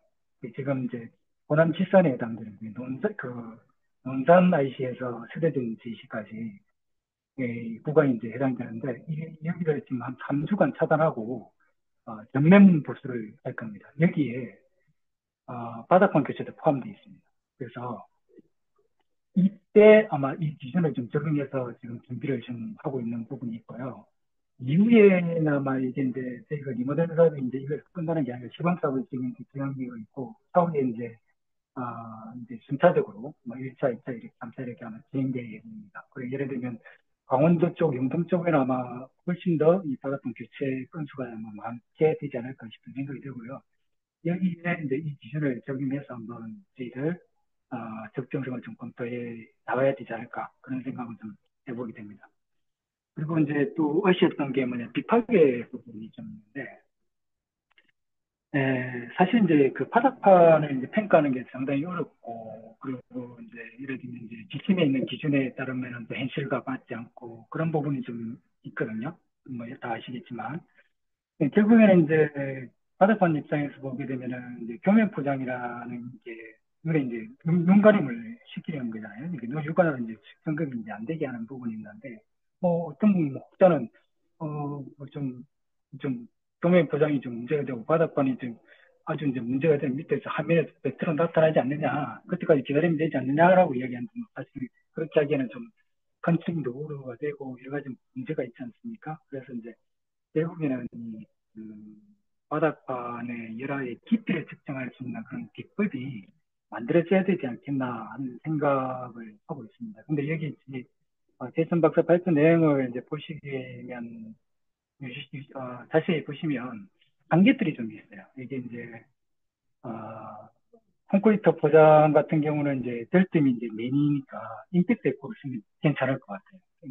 이제 임팩트 에코를 이제 쓰면은 어, 간혹 이제 들뜸의 유무는 알 수가 있고, 때로는 들뜸이 이제 위치하는 이제 깊이도 이제 알 수 있는 그런 부분들이 있거든요. 그런 거는 괜찮을 것 같은데, 그 나머지 이제 그 GTR이나 UT의 문제가 있는데, 우리가 이제 지금 이제 GTR로 해가지고 포장을 이제 점검을 하고 있어요. 하고 있는데, 이게 한계가 있어요. 어떤 한계가 있냐. 아스콘 포장에 대해서만 이제 가능하다는 거. 이 콘크리트 포장은 침투가 안 되기 때문에 안 되는 거. 근데 저희는 이제 아스콘 포장 반, 콘크리트 포장 반이거든요. 그러니까 이제 반은 안 된다고 봐야 되겠죠. 근데 아스콘 포장이라고 하더라도 GTR로 했을 경우에는 그, 이렇게, 그, 이제 들뜸이, 이게 아스콘 포장이 이제 들뜸이 생기잖아요. 이제 공국이라는 게 생기게 되는데, 이 공국의 유무 정도만 판단이 돼요. 결국에는 이제 그 밑에 있는 바닥판 이제 상면 쪽이 되겠죠. 그때 그 깊이는 알 수가 없어요. 근데 이게 왜 알아야 되냐면은, 결국에는 이제 보수 공법을 준비하는 데 좀 필요한 거예요. 저희들이 해볼 때. 예를 들면 이제 단면 이제 여러 단면의 두께가 이제 2분의 1 이상이 되게 되면 그 이제 다 이렇게 그 바닥판을 다 집중해가지고 해야 되는데 그럴 경우에 사실 거푸집을 돼야 되거든요. 밑에 화면에. 근데 그런 걸로 미리미리 준비하고 미리미리 이제 계획하고 해야 되는 부분들이 있기 때문에 그런 게 좀 필요하지 않을까 하는 생각이 드는데 저희 이 연구에서는 그 임팩트 F의 유효성만 좀 검증했던 것 같아요. 그 임팩트 F 사용법만 한다고 한다면 결점 같은 거는 이제 누구나 이제 판단할 수 있다는 생각이 들었는데 T와 GTR은 여기서는 보면 뭔가 위치를 알고 범위를 알고 뭐 이렇게 보아지면 이거는 아주 아주 전문가가 한 거거든요. 그래서 이게 표준화를 아직 안 돼 있는 부분들이 있어요. 그래서 향후에는 이제 좀 약간 표준화를 써서 누가 하더라도 비슷한 결과에 비슷한 판단할 수 있는 그런 연구가 좀 진행됐으면 그런 좀 바람이 있습니다. 이상입니다. 네, 감사합니다.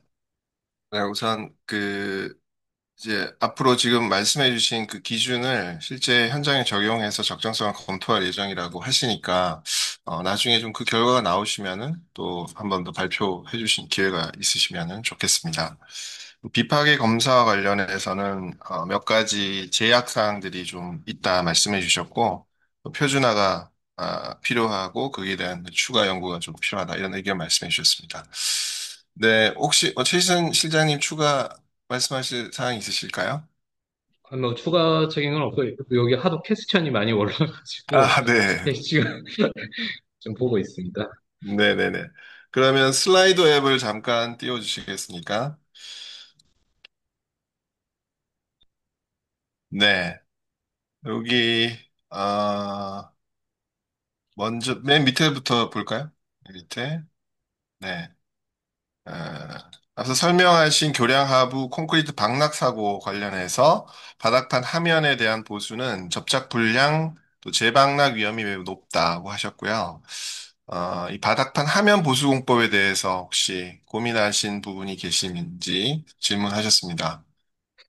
그리고 사실 저희들이 이 연구에서 저희들 바닥판 하면 보수 관련돼 가지고는 저희들이 연구를 이렇게 저희들 뭐 손상이나 이런 것들은 확인은 했었지만은 바닥판 하면 특별히 요 부분만 해가지고 저희들이 보수 방법을 사실 연구를 한 내용은 지금 없습니다. 그래서 뭐 요 관련해서 뭐 연구가 이제 뭐 당연히 뭐 화면에서 이런 뭐 연구가 필요하다면 저희들도 뭐 연구에 참여할 의향은 있고 요 관련해서는 뭐 이렇게 실제 좀 이런 하변 연구를 해보신 어 저희 지금 당장 저희가 이 방법에 대해서는 한 게 없어가지고 좀 답변 드리기가 좀 어려울 것 같습니다. 네, 알겠습니다. 그 위에 발표하신 교체 기준과 같은 사항을 실제 지침과 같은 공식적인 절차 방안으로 제안하실 계획이 있으신가 하고 네, 일단 네, 요건 이거 아까 이일근 실장님 예, 말씀하신 그 예, 사항이신 예, 거죠? 예. 네네네. 좀 더 추가 말씀해 주실 게 있으시면 말씀해 주십시오. 아니, 일금 박사님께서 다 말씀을 해주셔서 저희들도 이거를 매뉴얼을 만들어서 일단 도로공사 이제 고속도로 여기에 사용할 수 있도록 저희들이 매뉴얼을 일단 만든 거고요. 이런 것들 관련해서 뭐 추가적으로 보안 사항들이나 이런 추가 연구가 필요한 사항들은 앞으로도 저희들 좀 더 이거는 연구적으로 좀 해야 될 사항인 것 같습니다. 네. 그 위에 질문도, 첫 번째 질문은 유사한 것 같고요. 이제 예, 현장에 예. 적용하신다는 것 같고, 소규모 워터젯 장비를 활용해서 열화부 제거, 바닥판 보수 보강을 했던 사례를 조금 더 설명해 주실 수 있냐고 아까 그 발표 자료에는 조금 있으셨던 것 같은데. 그러니까 그래서 이것도 뭐 저희들이 일단 요 매뉴얼 상에서 이런 소규모 워터젯 장비 이런 걸 활용을 해가지고 그 열화부를 완전히 제거할 수 있는 이런 것들인데 이게 뭐 실제 저희들이 현장에서 이렇게 반영되고 있는 상황에 대해서는 혹시 이일금 박사님 요 실제 현장에서 요거 되는 사례들을 혹시 네, 있으시면 좀 제가 추가 말씀드릴게요. 네, 예, 일단은 이제 바다파는 우리가 이제 콘크리트 표면 계량으로 이제 많이 하게 되는데, 이게 일반적으로, 보편적으로 들어가는 거 워터젯이 들어갑니다. 근데 이 워터젯 장비의 특징이 뭐냐면, 워낙 장비가 어셈블리가 많아요. 그래서 이제 보통 보면은 이제 어셈블리가 좀 많고 이제 그런 부분들이 있는데, 어, 그, 그, 그거 말고, 이제 예를 들면 담부에 문제가 되는 경우가 있거든요. 뭐, 예를 들면 교대 쪽이나 바닥판 담부라든지 이런 부분들이 좀 있는데, 이런 데는 가능한, 이제, 워터젯은 큰 장비가 아니라, 이게 우리가 지금 주로 이제 쓰는 워터젯 장비는 정면에서 직파로 이렇게 쏘는 방법이 있거든요. 근데 그런 거 말고, 사람이 이제 운영하는 핸들은 이제 워터 블라스팅이라고 해가지고 약 600바 정도 되는 거, 이런 것들은 현장에서 좀 쓰도록 저희 유도를 좀 하고 있습니다. 그럴 경우에 워터젯 장비가 차이가 있겠냐라고 생각은 있을 겁니다. 아마 부착 강도가 좀 차이가 있을 거예요.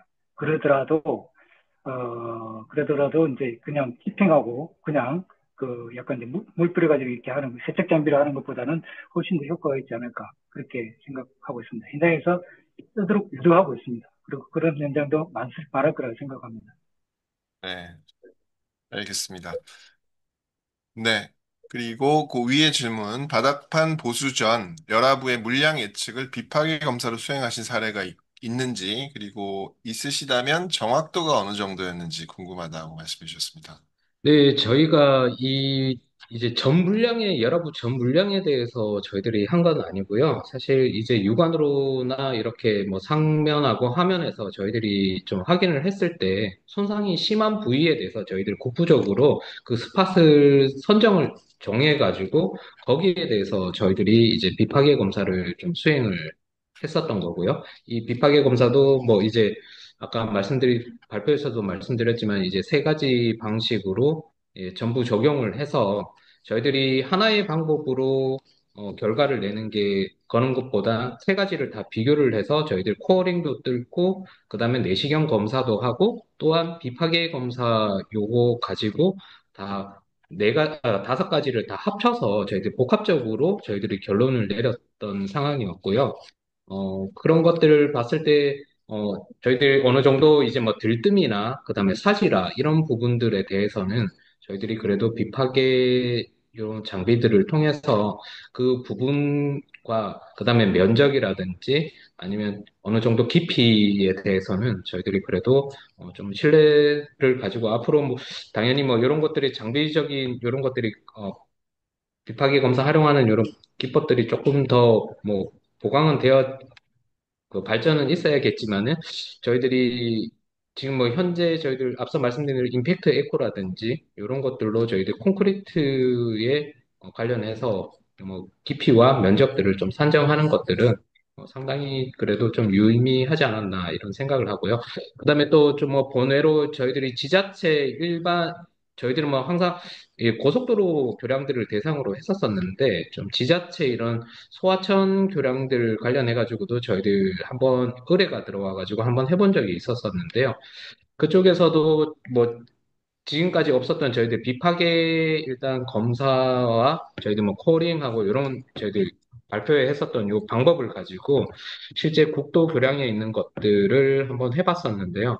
그쪽에서 사실 뭐 이런 등급이라든지 바닥판 상태 등급들 이런 것들이 상당히 그때 C 등급 이상이었고 뭐 교량적으로 큰 뭐 문제는 없었었다 이렇게 했었는데 저희들이 비파괴 검사하면서 안에 열압부라든지 이런 것들이 면적들이 상당히 넓어서고 그다음에 깊이도 하부 철근까지 내려와 있는 이런 것들을 비파괴 검사와 저희들 뭐 코링 조사 이런 것들을 복합적인 이런 결론을 일단 뭐 지자체 그쪽에 이제 제시를 해서 지금 그쪽 교량들이 그 대상 교량이 지금 듣기로 전면 교체를 한다고 저희들 그 근거를 가지고 한다고 지금 얘기를 들었거든요. 그래서 뭐 여기서 말씀드릴 수 있는 것들은 뭐 이런 한 가지 방법이 아닌 여러 가지 방법으로 복합적으로 저희들이 이 바닥판 이 열화에 대한 상태에 대해서 저희들이 결론을 내릴 수 있다. 그래도 이런 것들이 어느 정도의 정확도는 있다라고 저는 말씀드릴 수 있을 네, 것 같습니다. 네, 또 알겠습니다. 말씀드릴까요? 네네네.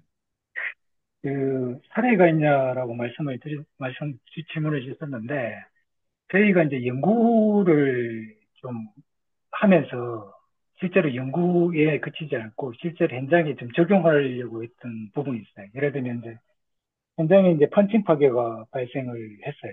그런데 이제 저희가 이제 자문을 가게 되면은 어느 부분까지 이 펀칭 파괴 난 부분만 해당되는 게 아니라 어느 부분까지 이렇게 열화가 됐는지 판단을 해서 보강 방법을 결정해야 되는데 그때 사용은 좀 했었어요. 그때 사용했는데 그래서 이제 열화 범위를 이제 보수 범위를 그걸로 한번 결정을 했는데 근데 이제 정확도로 이제 말씀을 연계를 좀 시키면 그때 연구라고 아까 말씀드렸잖아요. 이제 우리가 GPR로 또는 이제 UT로 이제 했는데 그거는 이제 정답을 코어링으로 이제 했거든요. 그러니까 이게 GPR만 이게 그 GPR이나 비파기만 한 게 아니라 코어링을 해가지고 이렇게 연관성을 가지고 했기 때문에 정확도는 이제 알기는 좀 어렵다는 생각이 좀 들고 아까도 말씀드렸다시피 지금은 이제 GPR이나 UT는 이제 정형화가 안 됐기 때문에 이게 진짜 우리 연구진에 참여했던 교수님이 하셨는데 그 부분만 지금 되는 거예요. 그래서 일반인들이 하기에는 아직 정형화 포진화가 안 됐기 때문에 추가 연구가 좀 필요하다는 그런 생각이 들고요. 그래서 이제 이제 그런 게 그렇게 이제 자문했던 사례가 많아요. 지금 한 10여 개 교량에 대해서 그렇게 했던 사례가 있고 최근에는 이제 아까도 그 리모델링 구간이 아까 말씀을 드렸는데 우리가 한 50개 교량에 대해서 이제 보수 범위 이제 바닥권 교체할 때 어떤 것이냐 이렇게 판단해가지고 좀 조사를 하고 있는데 그때는 그 비파계 아까도 말했죠 비파계 이제 한계점이 있기 때문에 그때는 소공이 내신경을 소공으로 코어링을 하고 그다음에 그 내신경을 꽂아가지고 일하단면을 일하기 깊이를 측정해서 조치를 했습니다. 이게 지금 저희 해당입니다. 네, 알겠습니다.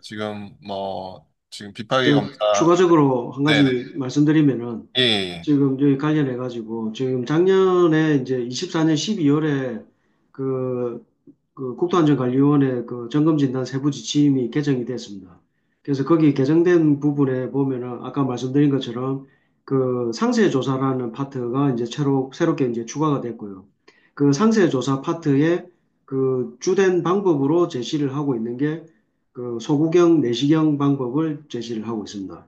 그래서 거기에서 보면은 이제 물론 비파계 방법도 이제 그 사용을 할 수가 있다라고 그 기술을 하기는 했는데 대신에 이제 비파계 방법 같은 경우에는 그 뭐 재료적인 거, 날씨, 온도 뭐 이런 거에 의해 가지고 여러 가지 제한 사항이 있고 특히 또 제가 판단하기로 이제 또 문제가 될 수 있는 부분이 그 바닥판 내부에 청분리가 있을 경우에는 그 청분리 하면에 있는 손상을 탐지를 할 수가 없습니다. 그렇기 때문에 그 비파괴 기법을 쓸 경우에는 상면과 하면을 양쪽을 동시에 반드시 하도록 그렇게 그 제시를 하고 있습니다. 그래서 아직까지는 뭐 비파괴에 있어서 뭐 정확도라든지 이런 부분들은 이제 그 소구경 내시경 그 탐사 조사를 갖다가 한 거를 기반으로 해서 뭐 판단을 갖다가 하는 방법으로 지금 이제 사용을 하고 있는 실정입니다. 이상입니다. 네, 네, 알겠습니다. 비파기 검사 단독만으로는 아직 좀 한계가 있다 이런 말씀이신 것 같은데 이제 내시경이나 코어링은 아무래도 숫자가 제한이 될 수밖에 없잖아요. 그러다 보니까 이제 그런 방법들이 서로 병행해서 보완돼서 적용될 필요가 있을 것 같습니다. 요거는 간단한 질문이실 것 같은데 GPR을 어떤 방식으로 수행하냐 아, 질문하셨습니다. 네. 네. 저희들이 연구에서 했는 방식은 그라운드 커플 방식을 사용을 했습니다. 왜냐면 이게 지금 뭐 에어 커플드 방식 같은 경우에는 그 차량에 고속 주행하는 차량에 이제 보통 탑재를 해서 하는 그건데 저희들은 좀 뭐 이런 뭐 해상도나 이런 것들 그 깊이 이런 것들을 좀 정확하게 하기 위해서 저희들은 그라운드 커플 방식을 저희들은 해서 수행을 했습니다. 네, 알겠습니다. 네, 시간이 어느 정도 된 것 같습니다. 저희 예정된 시간이. 그래서 오늘 좋은 주제 발표 감사드리고 또 패널 두 분께서도 좋은 의견 많이 말씀해 주셨고요. 좋은 토론이 된 것 같습니다. 이것으로 모든 발제와 토론을 마치도록 하겠습니다. 감사합니다. 예.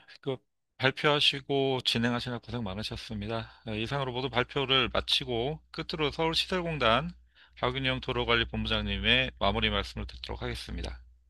네, 반갑습니다. 서울시설공단의 도로관리본부장 박유종입니다. 25년도 도로 인프라 얼라이언스 두 번째 이제 오픈 이노베이션을 함께 장시간 동안 참여해 주신 모든 분들께 먼저 감사의 말씀을 드리고요. 오늘 얼라이언스의 그 새로운 구성원으로 한국도로협회가 참여하셨는데요. 환영의 말씀을 좀 드립니다. 국내뿐만 아니라 국제적으로도 아주 넓은 네트워크도 가지고 있을 뿐만 아니라 그동안 아마 많은 연구 성과가 있는 걸로 알고 있습니다. 한국도로협회에 함께하게 돼서 정말 기쁘고요. 우리 얼라이언스도 더욱 활기를 불어넣어 줄 것으로 기대가 되고 있습니다.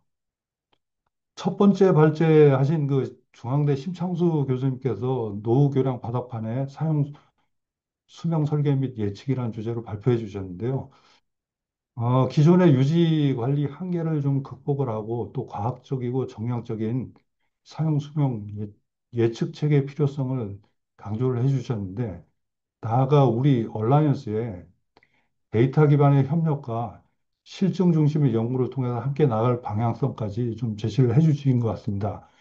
향후에 그 유지관리 기관에서는 바닥판 철거 계획이 있으시면은 공유해 주시면은 연구에 아마 많은 도움이 될 것 같습니다. 두 번째 그 도로협회 최지선 실장님께서는 교량 바닥판 열화 보수 보강 방안에 대해서 소개해 주셨는데요. 교량 바닥판 열화에 대한 체계적인 진단과 또 뭐 기술적인 타당성과 정책적 판단 기준까지 좀 아우르는 통합적인 관리 방향을 제시해 주셨습니다.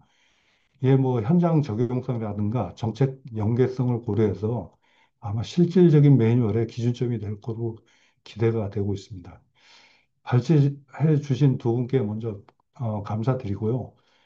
앞으로도 오픈 이노베이션을 통해서 기술과 제도가 좀 함께 발전할 수 있도록 지속적인 관심과 적극적인 참여를 부탁드리며 모든 얼라이언스 기관 참여 기관들이 힘을 모아서 노후 인프라의 안전하고 지속 가능한 관리 체계를 좀 함께 만들어가길 기대합니다. 모두 장시간 동안 수고하셨습니다. 네, 이상입니다. 예, 오늘도 많은 분들이 함께 해주셨습니다. 그 25년 두 번째 오픈 이노베이션 네, 끝까지 자리를 함께 해주셔서 감사합니다. 이제 행사는 모두 마무리됐고요.